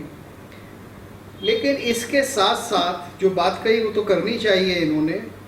एक काउंटर अटैक की ज़रूरत है। देखिए, काउंटर अटैक जो एब्राहमिक सिस्टम है वो सचमुच बहुत ही इनह्यूमन है। वो सचमुच बिल्कुल अनइक्वलिटी पे आधारित है। अगर आप एक तरफ इस्लाम के सिद्धांतों को लें, जिसको क्लासिकल इस्लाम आप कह देंगे, या क्रिश्चियनिटी भी लें, और दूसरी तरफ रूसों के सिद्धांतों को लें, तो दोनों में कोई मेल नहीं हो सकता। भाई लिबर्टी, इक्वालिटी एंड फ्रेटर्निटी जो हैं वो क्रिश्चियनिटी के साथ या इस्लाम के साथ नहीं जा सकती। अब ड्यूटरोनॉमी में तो लिखा है कि आप अपनी बेटी को बेच सकते हैं पड़ोस के देश को। तो एक अमेरिकन जो है, अमेरिकन ईसाई एक कैनेडियन ईसाई को अपनी बेटी बेच सकता है, बाइबल में लिखा है। तो इस तरह की बहुत सारी धारणाएं हैं जो आज भी कैरी ओवर हो रही हैं, उस समाज में कैरी ओवर दूसरे तरह से हो रही हैं, और उसको आपको एक्सपोज करना होगा। जैसे मैं एक एग्जाम्पल लेता हूँ, मोनोगमी। क्रिश्चियनिटी ने मोनोगमी सारी दुनिया को सिखाई और हमने सबने एक्सेप्ट कर ली। लेकिन आज क्या क्रिश्चियन कंट्रीज मोनोगमस हैं? भाई, they are polygamous, they have many wives or husbands in a lifetime, but one at a time. आप कहेंगे I am monogamous because I am having one at a time, one partner at a time, but in a lifetime I can have 5 or 10 or 20. तो ये जो hypocrisy है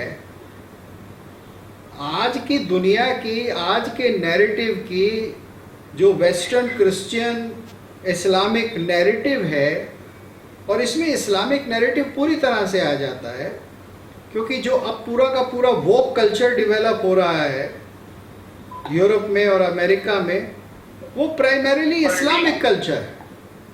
अपने यहाँ भी तो हो रहा, और हमारे यहाँ तो ऐसे धुरंधर बैठे हैं कि जो इंतज़ार करते हैं कि कुछ माल मिले वहाँ से तो हम ले लें उसे। तो इसको एक्सपोज करना भी बहुत आवश्यक है। और जो हमारे यहाँ अपने आप को ऑप्रेस्ड फील करते हैं, उसमें से बहुत से राइटली भी ऑप्रेस्ड फील करते हैं, उनके प्रति हमें एक विशेष सजगता और कार्यशीलता की आवश्यकता है। उनको हमें रीच आउट करना पड़ेगा। और यादव है ये ऐसा करता। अच्छा, मैं उससे 2-3 साल पहले स्वामी रामदेव की मूवमेंट से बड़ा प्रभावित हुआ था कि एक व्यक्ति जो, अब मुझे तो, मैं पूरा सेक्युलर हो करता, मुझे लगता था ये जो बिजनेस में है ना, बिजनेस करता है, तो लेकिन फिर मैंने उनकी कमिटमेंट देखी कि कोई बिजनेसमैन में इतना साहस कभी नहीं होता कि वो सेंट्रल गवर्नमेंट से सीधा पंगा ले ले, कि उसमें कुछ कमिटमेंट है। और फिर मैं उनसे मिला भी, उनके चरण स्पर्श किए, तब मैंने कभी नहीं सोचा कि कौन सी जाति का है। मुझे तो था ये साधु है, या साधु है तो ये एक समाज के लिए लड़ने वाला व्यक्ति है, मुझे इसके पैरों में झुकना चाहिए, मुझे इसको नमन करना चाहिए। लेकिन इस तरह के आपको आज यूट्यूब पे चैनल्स मिलेंगे जो सो कॉल्ड बात करते हैं दलित की, शोषित वर्ग की बात करते हैं, और वो सबसे ज्यादा टारगेट करते हैं स्वामी रामदेव को कि ये तो गंदा व्यक्ति है, ब्राह्मणवादी है। मतलब इससे अच्छा आपको आयरॉनिकल एग्जांपल कहाँ मिलेगा कि अच्छा, और उन्हीं के चैनल से मुझे पता चला कि ये उसमें आते हैं, शेड्यूल कास्ट में आते हैं। मुझे ये भी नहीं पता था कि ये शेड्यूल कास्ट में है, ओबीसी में है भी या नहीं। तो मैं अब मुझ पे लेवल क्या लगाएंगे, ब्राह्मणवाद का, मनुवाद का। मैंने इस चीज की कभी चिंता नहीं की कि वो किस जाति से, किस माँ से जन्म लिया उसने, मैं उसको नतमस्तक होता हूँ।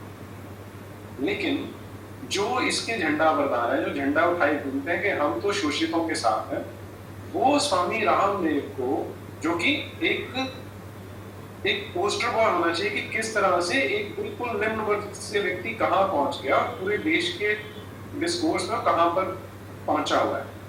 तो ये एग्जांपल मैं इसलिए दे रहा हूँ कि ये सारी नैरेटिव का खेल है सारे का सारा, कि उन्होंने दो शब्द घुमा देने हैं, एक शब्द डाल देना है, जिससे कि लोगों की परसेप्शन बड़ी चेंज हो जाती है। तो अपने लोगों में ये स्टेबिलिटी कैसे लाई जा सकती है कि भाई तुम डिस्कोर्स को पहचानो, तुम नैरेटिव की ताकत को समझो और उसके खिलौने मत करो। बिल्कुल बिल्कुल।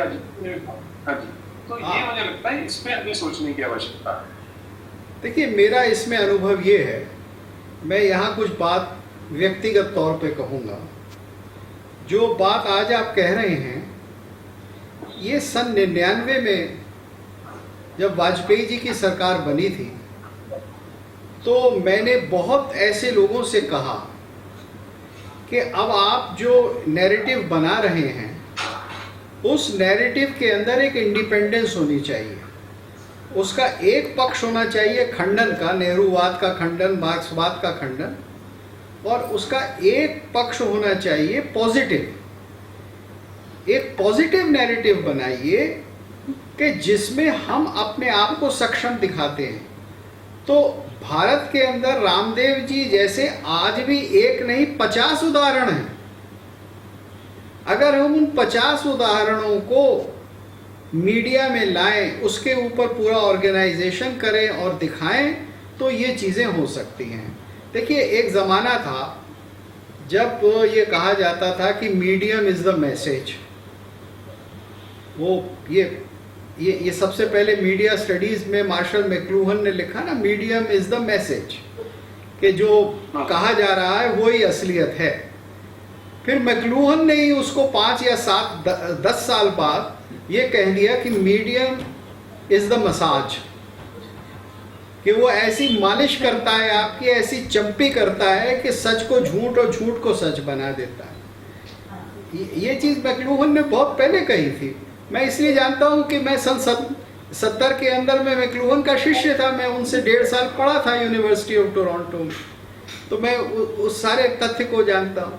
अब यहाँ मैं एक चीज़ जोड़ दूंगा, medium is the message, medium is the massage, लेकिन अब मीडियम इज़ द मॉन्स्टर। अब आज जो आप बहुत बड़े बड़े डिजिटल कॉरपोरेशंस देख रहे हैं, वो इतना बड़ा नैरेटिव क्रिएट ही नहीं करते, वो सारी दुनिया में उसको ऐसे फैलाते हैं। वो 10 साल के बच्चे के भी दिमाग में डाल देते हैं, 8 साल के बच्चे के दिमाग में भी डाल देते हैं कि आज वो मॉन्स्टर बने हुए हैं। तो जो चैलेंज है नैरेटिव बनाने का, वो अब बहुत बड़ा है, लेकिन हम उससे छूट नहीं सकते। जो बात राजीव जी कह रहे हैं कि आधुनिक समय में आधुनिक ज़रूरतों के हिसाब से, आवश्यकताओं के हिसाब से हमें बहुत बड़े परिवर्तन करने पड़ेंगे अपने सिद्धांत में। तो वो सिद्धांत आपको लाने पड़ेंगे। संस्कृत में एक पुरानी कहावत है, शठम शाठ्यम, कि जो कपट करता है तो उसको आपके साथ नीति के साथ, चतुरता के साथ चलना होगा और उसका वैसे ही जवाब देकर उसको सही करना होगा। तो ये भारत का ये भी पुराना सिद्धांत है, वरना कृष्ण ने अर्जुन को नहीं कहा होता कि देखो ये कर्ण इस समय अपना रथ का पहिया निकाल रहा है तो इसी समय इसका वध कर दो, क्योंकि वहां वो नीति आवश्यक थी। वो ऐसे व्यक्ति जो कि किसी सिद्धांत में विश्वास नहीं करता, उसके लिए और कोई रास्ता नहीं था। तो हमको इस प्रकार के रास्तों को अपनाना पड़ेगा और आज एक नई वैधानिकता बनानी पड़ेगी। उसके लिए एक नई वैधानिकता लॉ में बनानी पड़ेगी उन लोगों के लिए कि जो किसी प्रकार के मानवीय सिद्धांतों को नहीं मानते। ठीक बात है। अब कुछ प्रश्न है, दो चार बोले हैं। जी हाँ, राजीव जी कुछ कहना चाह रहे हैं? मैं शायद यह प्रश्न कोई पूछें, और अगर कोई नहीं पूछेंगे तो फिर मैं इस प्रश्न को यहीं छोड़ना चाहता हूँ। भरतगुप्त सर जी के विचारार्थ उनको जब सुविधा लगे या जिस दूसरे प्रश्न के साथ मिलाकर मैं इसका उत्तर देना चाहें कि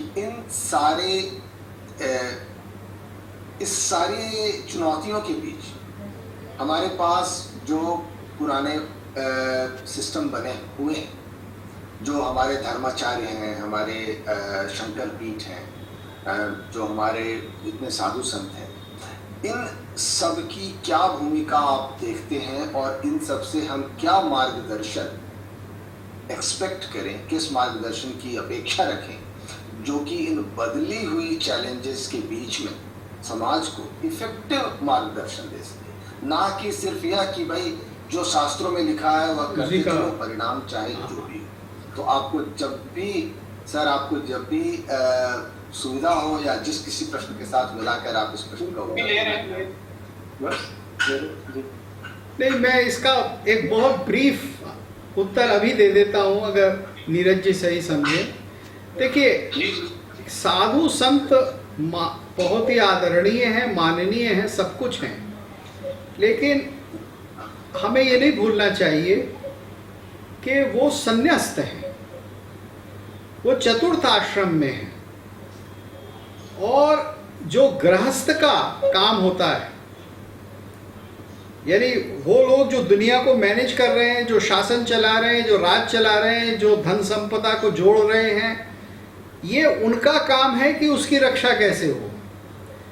अक्सर आधुनिक भारत का आदमी ये समझता है कि जो गृहस्थ की रिस्पॉन्सिबिलिटी है, वर्ल्डली आदमी की रिस्पॉन्सिबिलिटी है, सिटीजन की रिस्पॉन्सिबिलिटी है, वो सन्यासी अदा कर देगा। तो यहाँ एक भ्रम है मेरी। अब आप कहेंगे कि आप तो बस शास्त्र की भाषा बोल रहे हैं, लेकिन मुझे वो शास्त्र की भाषा बिल्कुल सही लगती है। आप अपनी जिम्मेदारी गृहस्थ की, अपना युद्ध दूसरों को मत सौंपिए। कृष्ण ने अर्जुन से कहा कि तू लड़, उन्होंने ये नहीं कहा कि कोई दिव्य अस्त्र मंगा ले कहीं से। वो दिव्य अस्त्र जो तूने साधना के द्वारा एकत्रित किए हैं, अब तू उनसे लड़। तो ये काम तो मैं समझता हूं हमारे लेजिस्लेटर्स को, हमारे इंटेलेक्चुअल्स को, हमारे बौद्धिक लोगों को, हमारी जुडिशरी को, हमारे प्रोफेसर्स को, इन सबको करना है। नया भारत बनाने का कार्य उनको करें। हाँ, हमारे साधु संत इसमें अपनी सम्मति देंगे, अपना सहयोग देंगे। और जैसे रामदेव जी का आपने उदाहरण दिया, रामदेव जी ने आयुर्वेद को और योग को जितना काम आगे लाकर काम किया है और जितना युद्ध किया है, वो बहुत प्रशंसनीय है।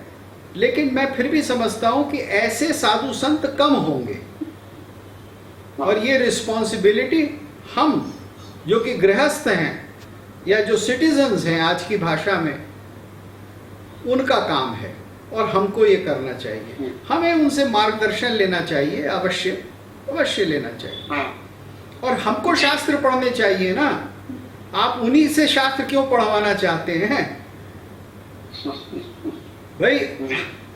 ये बीजेपी सरकार को भी आज 13 साल हो गए, वो भी एजुकेशन पॉलिसी नहीं बदल पाई, तो शास्त्र तो हमें बदलने हैं। ये तो हमारी जिम्मेदारी है। ठीक बात है, जो काम स्टेट में करना है वो स्टेट से ही करवाना पड़ेगा। जी, तो प्रश्न लेता हूं जी। अरे ये नाम तो मुझे पढ़ा नहीं जाएगा। कैपिटलिस्ट सोशलिस्ट क्रिश्चियनिटी एतेषां मध्ये भेदः किं मात्र स्वामित्वस्य अस्ति? चर्च इत्यस्य स्थाने स्टेट समाजवाद, स्टेट इत्यस्य स्थाने कंपनी कैपिटलिज्म। जी हाँ, क्वेश्चन नहीं है, उनका स्टेटमेंट है। तो हाँ एक डिस्क्रिप्शन है और वो काफी कुछ सही है कि क्रिश्चियनिटी के अंदर जो है वो कैपिटलिस्ट समाज जो है वही सब कुछ ले लेता है। जी बिल्कुल बिल्कुल सही कहा है उन्होंने। सुमित सिंह जी, भरत गुप्त जी, आपका आंसर बहुत लोगों की आंखें खोलने वाला है, धन्यवाद। चलिए विचार कीजिए इस पे आगे, ये तो जी विचार के लिए है बस। जी।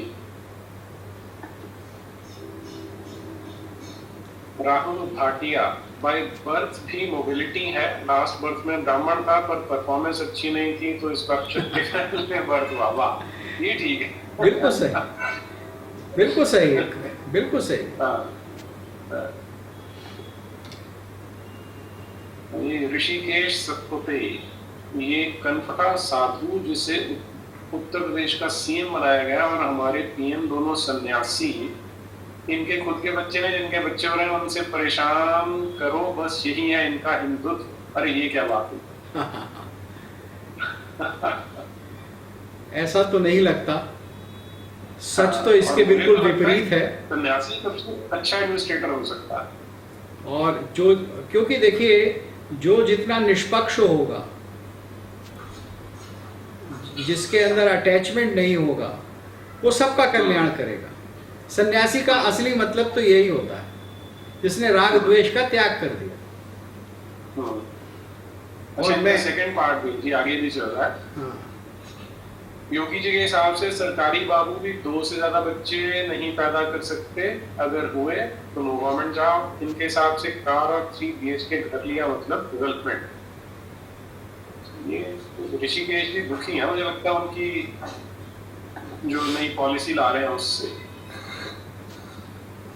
नहीं, मेरे ख्याल से ऑप्शंस थे हमारे पास, बड़े अच्छे अच्छे ऑप्शंस थे ऐसे लोगों के जिन्होंने अपने बच्चों के लिए सब कुछ किया।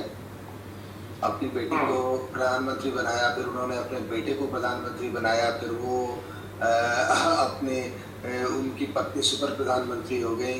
तो वो पसंद आना चाहिए था, बहुत अच्छा ऑप्शंस था उनके पास। अपने परिवार का ख्याल रखने वाले लोगों के बड़े अच्छे अच्छे उदाहरण थे हमारे पास। उसको छोड़कर भी हमारे समाज ने ऐसे लोगों को चुना है जिनके अपने बच्चे नहीं हैं। तो मैं हमेशा कहता हूँ भाई, समाज की कलेक्टिव विजडम जो है सो एक व्यक्ति के विजडम पर भारी पड़ रही है। बिल्कुल सही, एक बात बिल्कुल। और इसमें लाला लाजपत राय जी ने लिखा था कि एक बार जब स्वतंत्रता मिल जाएगी उसके बाद हमें सियासी सन्यासियों की आवश्यकता पड़ने वाली। और मुझे लगता है कि बहुत दूरदृष्टि थी उनकी जो उन्होंने ऐसी बात की थी, क्योंकि गृहस्थों में हम देख चुके हैं जो राजीव जी बता रहे हैं, वो आज भी जो सर्वोच्च पोस्ट है अपनी पार्टी की, वो उस पर कब्जा करके बैठे हैं, छोड़ेंगे नहीं। वो मतलब चिपक के बैठे हैं, जैसे जोंक चिपक जाती है किसी जगह पे। तो ये मुझे तो लगता है अच्छा सिस्टम है जो हमारे पास आए हैं। सिसेरो का एक कथन है, when we separate the martial community from the learned community, from the scholars, when we separate our soldiers from the scholars, we are ruled by we are led by the fools, we are led by the cowards and ruled by the fools. बिल्कुल सही है। या बुद्धि का अभाव हो वहाँ यही होगा। जी। सचिन देवकर जी, सुपर स्टिकर के लिए आपका बहुत बहुत धन्यवाद, बहुत आभार आपका। यश पटेल जी, तमसो मां जगतमय गुरुजनों को प्रणाम। जी यश पटेल जी, आपका बहुत बहुत आभार, बहुत धन्यवाद, प्रणाम आपको।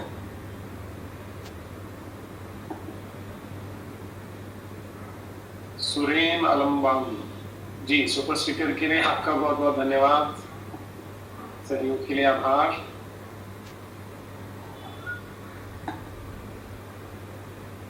प्रतीक जी हैं, जो सबसे ज्यादा कास्ट सिस्टम विरोध करते हैं वो ही सबसे ज्यादा कास्ट को पकड़ के बैठते हैं। हाँ? इसमें तो सीताराम गोयल जी का एक स्टेटमेंट है कि ये जो समाज को तोड़ना चाहते हैं वो चाहते हैं कि कास्ट तो उसकी बात करते रहे लेकिन धर्म ना रहे, और यही वो कर रहे हैं। जी मैं डेस्क से निवेदन कर रहा हूँ, जो और प्रश्न है तो भेज दीजिए, मेरे पास जो थे मैंने ले दिए। हिंदू समाज की एक प्रवृत्ति के बारे में मैं कुछ कहना, मैं एक स्टेटमेंट देना चाहता हूँ कि जब सामान्यतः हिंदू समाज के अंदर ज़्यादातर लोग, मैं आदर्श स्थितियों की बात नहीं कर रहा, जो लोग जाति से अधिक जुड़े हैं वह इसलिए नहीं जुड़े हैं कि उन्हें जाति से लगाव, वह जाति से इसलिए जुड़ते हैं क्योंकि उन्हें हिंदुत्व से जुड़ने से बचना है। वैसे ही वही व्यक्ति जब उनको परिवार, जब उनको जाति से जुड़ने का समय आएगा तो वे अपने परिवार से जुड़ने लगेंगे। जब उनको अपनी एक्सटेंडेड फैमिली से जुड़ने का समय आएगा तो वे अपनी न्यूक्लियर फैमिली से जुड़ने लगेंगे। यह एक तरह की इवेसिव मैकेनिज्म है। वह ऐसा नहीं है कि जाति के ऊपर धर्म के बारे में सोचना और व्यक्ति के ऊपर जाति के बारे में सोचना, यह मैकेनिज्म नहीं है थॉट प्रोसेस का। थॉट प्रोसेस का मैकेनिज्म है कि जहाँ समाज के बारे में सोचने का समय आए वहाँ अपने बारे में सोचो, और जहाँ धर्म के बारे में सोचने का समय आए वहाँ जाति के बारे में सोचो। तो यह एक तरह का इवेसिव मैकेनिज्म है रादर देन कोहेसिव मैकेनिज्म। जी, तो रिस्पॉन्सिबिलिटी अपनी से बचने का तरीका है। अजेंद्र चौरसिया जी, अश्विनी उपाध्याय जी को भी पैनल पर बुलाएं। जी नोट कर लिया अजेंद्र जी, करते हैं। प्रश्न था, छूट गया। हाँ जी। Mellow death matter forever. We are all equal by birth. We become something when we learn. When we decide what to do, this is what Patrick Oliville translation also says. Brahman by birth, Rakshas by choice.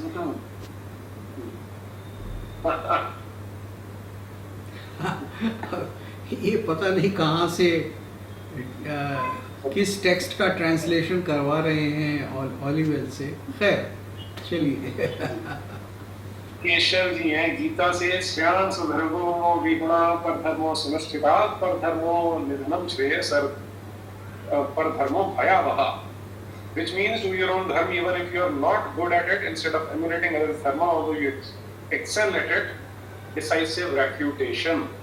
अच्छा हाँ, ये इसमें भरत जी ये जो coat किया जाता है श्रेयान सुधर्मो विगुणा, इसमें लोग ये कहने का प्रयास करते हैं, यहाँ पर उन्होंने कहा है कि अगर तुम ब्राह्मण के घर में जन्म ले चुके हो तो ब्राह्मण का ही काम करोगे, भले ही तुम्हें क्षत्रिय का धर्म ठीक लग रहा हो। ये मुझे लगता है बिल्कुल इन्वर्टेड लॉजिक लगाते हैं, इसको क्लियर कीजिए। देखिए ऐसा है कि जिन्होंने संस्कृत साहित्य को नहीं पढ़ा है ना, वो उस भाषा की कन्वेंशंस क्या हैं उनको नहीं समझते। अब कृष्ण ने कहा है कि सर्वधर्मान परित्यज्य माम एकम शरणं व्रज, कि सारे धर्मों को छोड़कर सिर्फ मेरी ही उपासना करो। तो इसका मतलब ये तो नहीं कृष्ण ने कह दिया कि सारा विवेक छोड़कर, सारी अकल छोड़कर, आचार दुराचार सब कुछ छोड़कर मेरे अंदर भक्ति करो और अंधभक्ति करो मेरी, ये तो नहीं कहा है कृष्ण ने। लेकिन अगर आप ये मतलब लगाने लगे तो इसका मतलब ये है कि आप संस्कृत भाषा को नहीं समझ रहे हैं।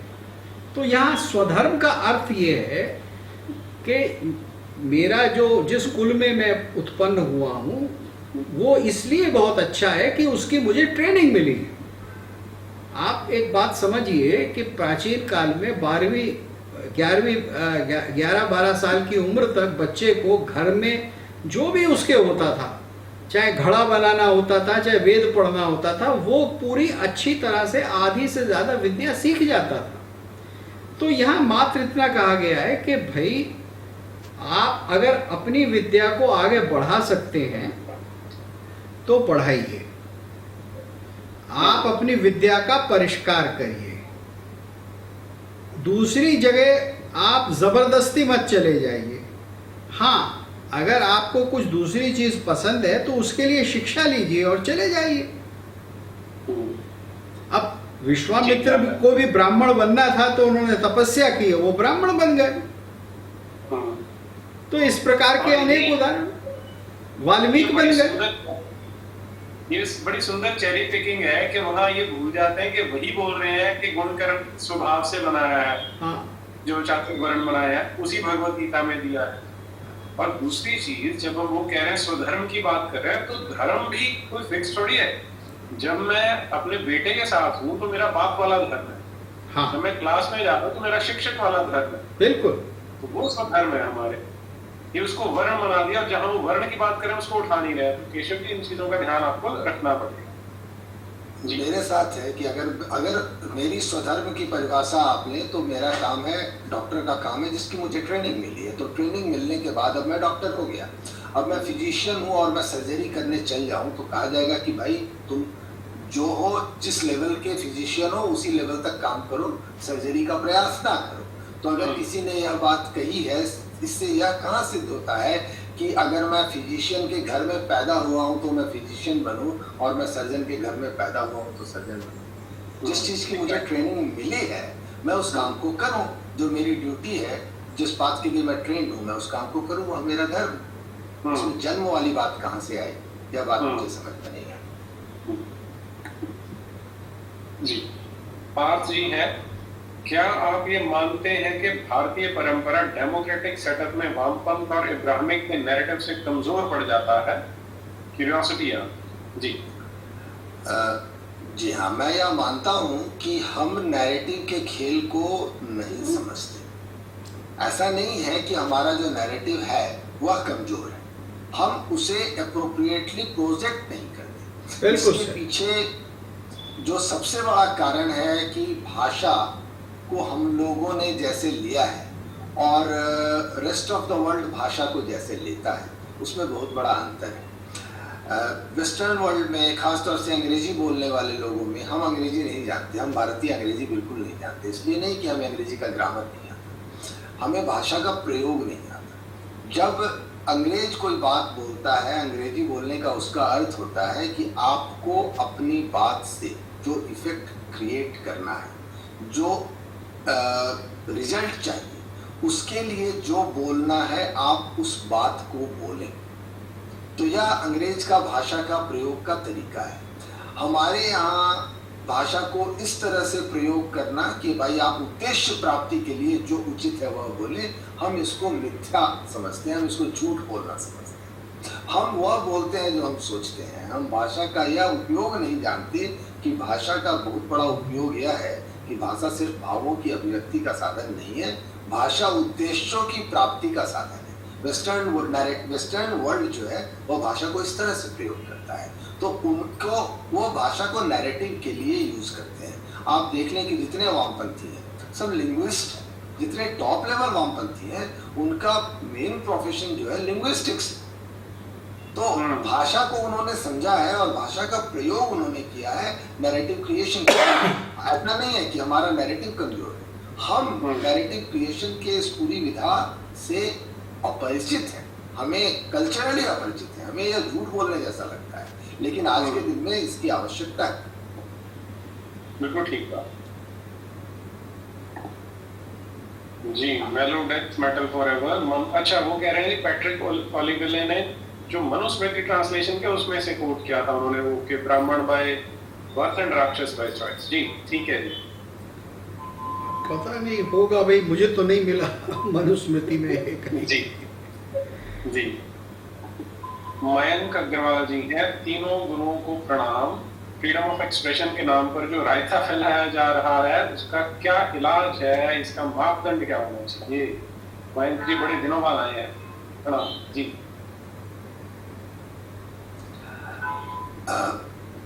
यह फ्रीडम ऑफ एक्सप्रेशन किसका फ्रीडम, यह एक बहुत बड़ा प्रश्न है।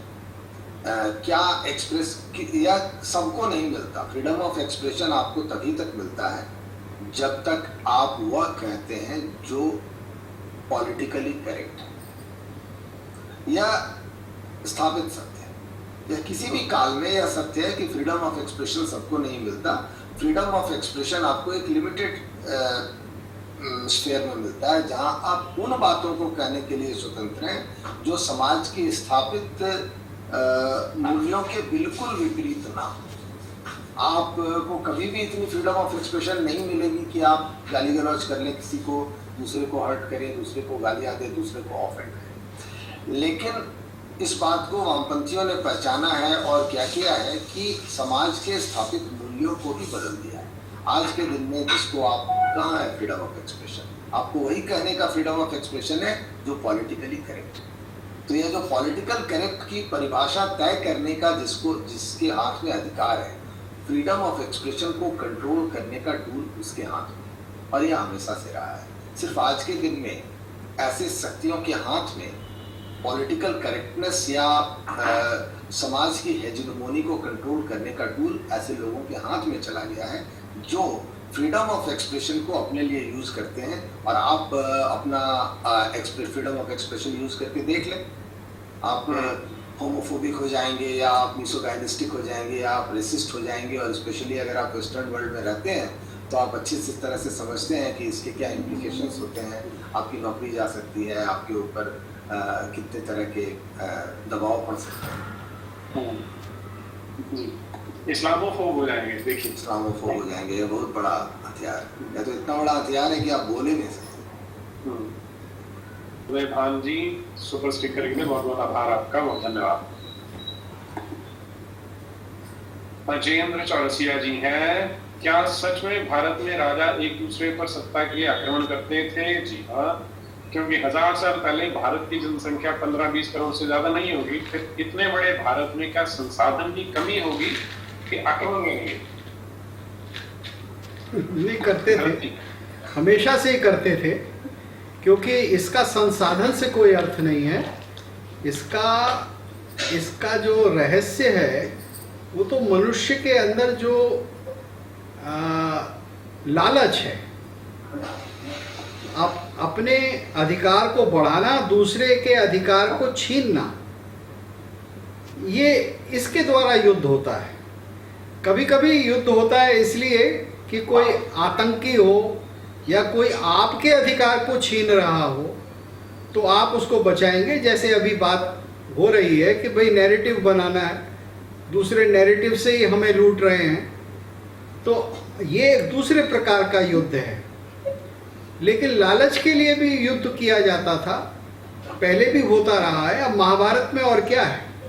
रामायण और महाभारत का भेद क्या है? रामायण में तो एक भाई, राज्य उसको दे दिया जाता है, एक बड़े भाई से लेकर छोटे को, तो छोटा कहता है नहीं मुझको नहीं चाहिए। और महाभारत में ये है कि तेरा तो कोई हक ही नहीं है, जो कुछ है सब कुछ मेरा है। तो ये तो हमारे जो महाकाव्य हैं, महाइतिहास हैं, उसमें सब बहुत इसकी पूरी शिक्षा है। और सैकड़ों नाटकों में, कहानी कथाओं में सब इसको मिलता है। तो हमले तो हुआ ही करते थे। कोई भारत जो है वो सतयुग में थोड़े रहता था हमेशा। सुमित सिंह जी हैं, आज के समय के हिसाब से आप लोग किस कर्म को कौन से वर्ण में रखेंगे? तो बहुत लंबी लिस्ट हो जाएगी। ये इवॉल्व हो रहा है। देखिए, ये समाज बनाता है, ये किसी एक के कर देने से, निर्धारित कर देने से नहीं होता।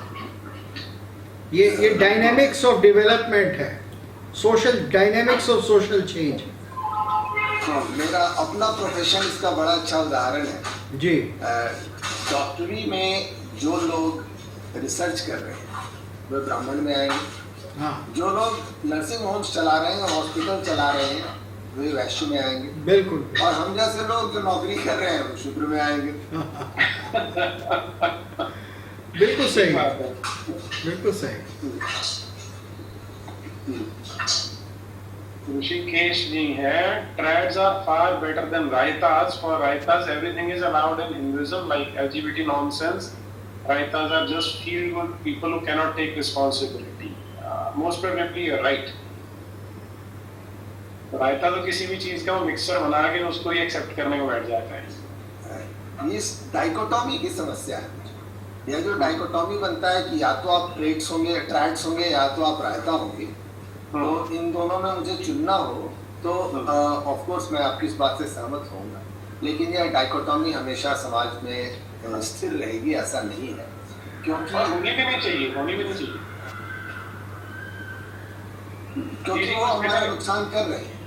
हाँ, Melodeath 10.4 Brahman, Kshatriya and Vaishya take second birth after education. Shudra could not complete education as fourth varn. There is no fifth varn among Arya or noble people. This verse Manusmriti।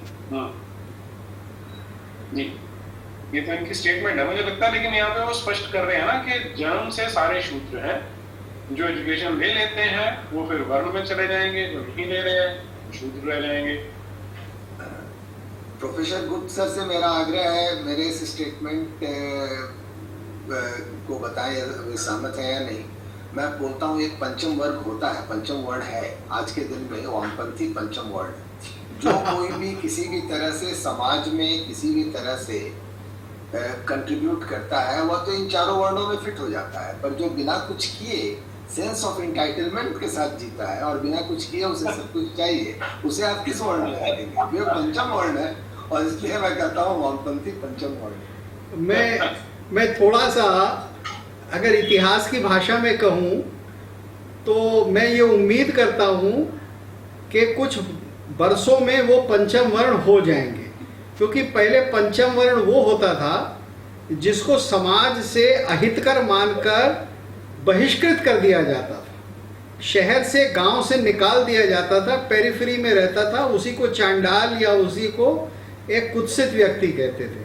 तो मैं ये उम्मीद करता हूँ कि वो समय जल्दी आएगा जब वामपंथ इस पृथ्वी पर से बहिष्कृत हो जाएगा, क्योंकि ये नास्तिक लोग हैं जिनकी किसी चीज़ में कोई आस्था नहीं है। हमारे यहाँ एक पूरा वर्ग रहा था चार वाकों का कि खाओ पियो, दूसरों से ऋण लो, मज़े करो और मर जाओ। तो ये जो इस तरह की आज भी जो एनर्किस्ट थिंकिंग है, वैल्यूलेस थिंकिंग है, वही फंडामेंटली कल्चरल मार्क्सिज्म है। और मैं उम्मीद करता हूँ कि भाई एक दिन ये सचमुच पंचम वर्ग बन जाएंगे। बहुत अच्छा होगा फिर तो। उदय भान राठौर पूछ रहे हैं, शंकराचार्य जन्माधारित जाति व्यवस्था को मानते हैं, आपने अभी मेगास्थनीज का बताया, वह भी यही मान भाई मेगास्थनीज ने तो कहा कि कोई भी ब्राह्मण बन सकता है, तो बड़ा क्लियर है उसमें, और जो उसने गलती की उसको भरतगुप्त जी ने बता दिया है, और मनुस्मृति के 10 अध्याय में वर्ण संकरता को बहुत स्पष्ट बताया है। क्या आप कम्युनिस्ट से डर के जो नहीं है उसे कह रहे हैं? अच्छा ये बताइए। वो कह रहे हैं कि शंकराचार्य जो तो जन्माधारित जाति व्यवस्था की बात करते हैं, ये केवल एक शंकराचार्य जी के बारे में है, पुरी के स्वामी निश्चलानंद जी पूज्यपाद के बारे में। मैं उनका बहुत आदर करता हूँ, वो भारत के प्रकांडतम विद्वान हैं, लेकिन मेरी समझ के अनुसार वो इस बात पर थोड़ा ज़्यादा अड़े हुए हैं कि जो जिस वर्ण में जन्म लिया वो ही करो। वैसे अब वो ये भी कहते हैं कि आप किसी दूसरे वर्ण में का भी काम कर सकते हैं, तो वो उसको वैकल्पिक कहेंगे। जैसे मैं हूँ, मेरा जन्म बनिए के कुल में हुआ है, लेकिन मैं पढ़ाता हूँ तो मैं वैकल्पिक ब्राह्मण हूँ उनके हिसाब से। तो इस प्रकार का वो करते हैं, लेकिन सच्चाई तो पहले भी दूसरी थी कि वर्ण बदलते रहते थे। और जो ये 10वां अध्याय वर्ण संकर का है, इसमें 2 बातें हैं। इसमें यह है कि आपको जबरदस्ती अपना स्वधर्म या किसी आलस्य के कारण या इररिस्पॉन्सिबल तरह से, गैर जिम्मेदारी से अपने वर्ण को छोड़कर दूसरे वर्णों में लालच के कारण नहीं घुसना चाहिए, क्योंकि वर्ण संकरता वही होती है जैसे अर्जुन के लिए कहा गया, अर्जुन ने कहा कि भाई देखो, अगर हम अपने लोगों से लड़ेंगे, उनकी हत्या कर देंगे तो हम बहुत कमज़ोर हो जाएंगे, तो फिर हमारी स्त्रियां भी बिगड़ जाएंगी। तो वर्ण संकरता वहां आती है जहां आप पुरुषार्थ छोड़ देते हैं। तो वर्ण संकरता डिसऑर्डर का लक्षण है। तो 10वें अध्याय में वो दिया गया है। वर्ण संकर का मतलब ये नहीं कि अपवर्ड मोबिलिटी नहीं होगी, कि आप अपने वर्ण से ऊपर नहीं जाएंगे, ऐसा कहीं नहीं है। तो हमें अधिकार है कि हम अपने आप को, क्योंकि अगर ऐसा नहीं मानते तो कर्म सिद्धांत कहाँ हुआ भाई। देखिए, भारत के हर दर्शन का, चाहे जैन हो, चाहे बौद्ध हो, आस्तिक हो, नास्तिक हो, शैव हो, तांत्रिक हो, उसमें कर्म सिद्धांत के बिना कुछ नहीं है। उसका मूल आधार वेद से लेकर आज तक कर्म है। तो अगर आप ऊपर उठने को वर्जित कर देते हैं तो कर्म को वर्जित कर दिया। ठीक है जी। ये जी विजय जी हैं sir, the gazette of India पर एक प्रोग्राम बनाइए, let's not focus on Manusmriti only, gazette of India पर। अच्छा जी, मुझको बड़ा गंदा डॉक्यूमेंट लगता है और मुझे लगता है कि उसमें बहुत सारी हमारी जो मुसीबतें, उनकी जड़ गजट ऑफ इंडिया है। ठीक है, सजेशन ठीक है, आप पर करते हैं इस पे विचार। Suren Alamban ji, please suggest any tutors who teach Sanskrit online. Bharat ji, आप बता सकते हैं? हाँ, ये अगर सर्च करेंगे नेट पे, आजकल बहुत लोग मिलते हैं। आप नेट पे सर्च कीजिए, आपको अब बहुत सारे पोर्टल्स मिल जाएंगे जो ऑनलाइन आपको संस्कृत का अध्ययन कराते हैं। संस्कृत भारती वाले एक कराते हैं, एक अभी अग्निवीर ने भी शुरू किया, तो ये दोनों चेक करें। हाँ, बिल्कुल कर सकते हैं। और ठीक है जी, अब प्रश्न हमारे समाप्त हो गए हैं। इसके साथ ही को दर्शकों से निवेदन है, लाइक शेयर सब्सक्राइब करते रहें। और हमारे जो रिक्वेस्ट आ रही है जी कि राजीव जी के साथ एक वोक कल्चर पे करना है कार्यक्रम। हाँ, बहुत अच्छा सुझाव है, मैं देखूंगा उसे। बिल्कुल बिल्कुल। वो कल्चर पे हम लोगों ने बात की थी पहले भी ऐसे, इस विषय पर तो हम लोगों ने बहुत बार बात की है, पर सुझाव एक एक्सक्लूसिव कर लेंगे। ठीक है, सुझाव है अच्छा। तो ठीक है जी, दोनों महानुभावों का बहुत बहुत धन्यवाद सभी दर्शकों की ओर से समय देने के लिए। और हम नीतिश्री की ओर चलते हैं। भारत माता की जय। वंदे मातरम। वंदे मातरम।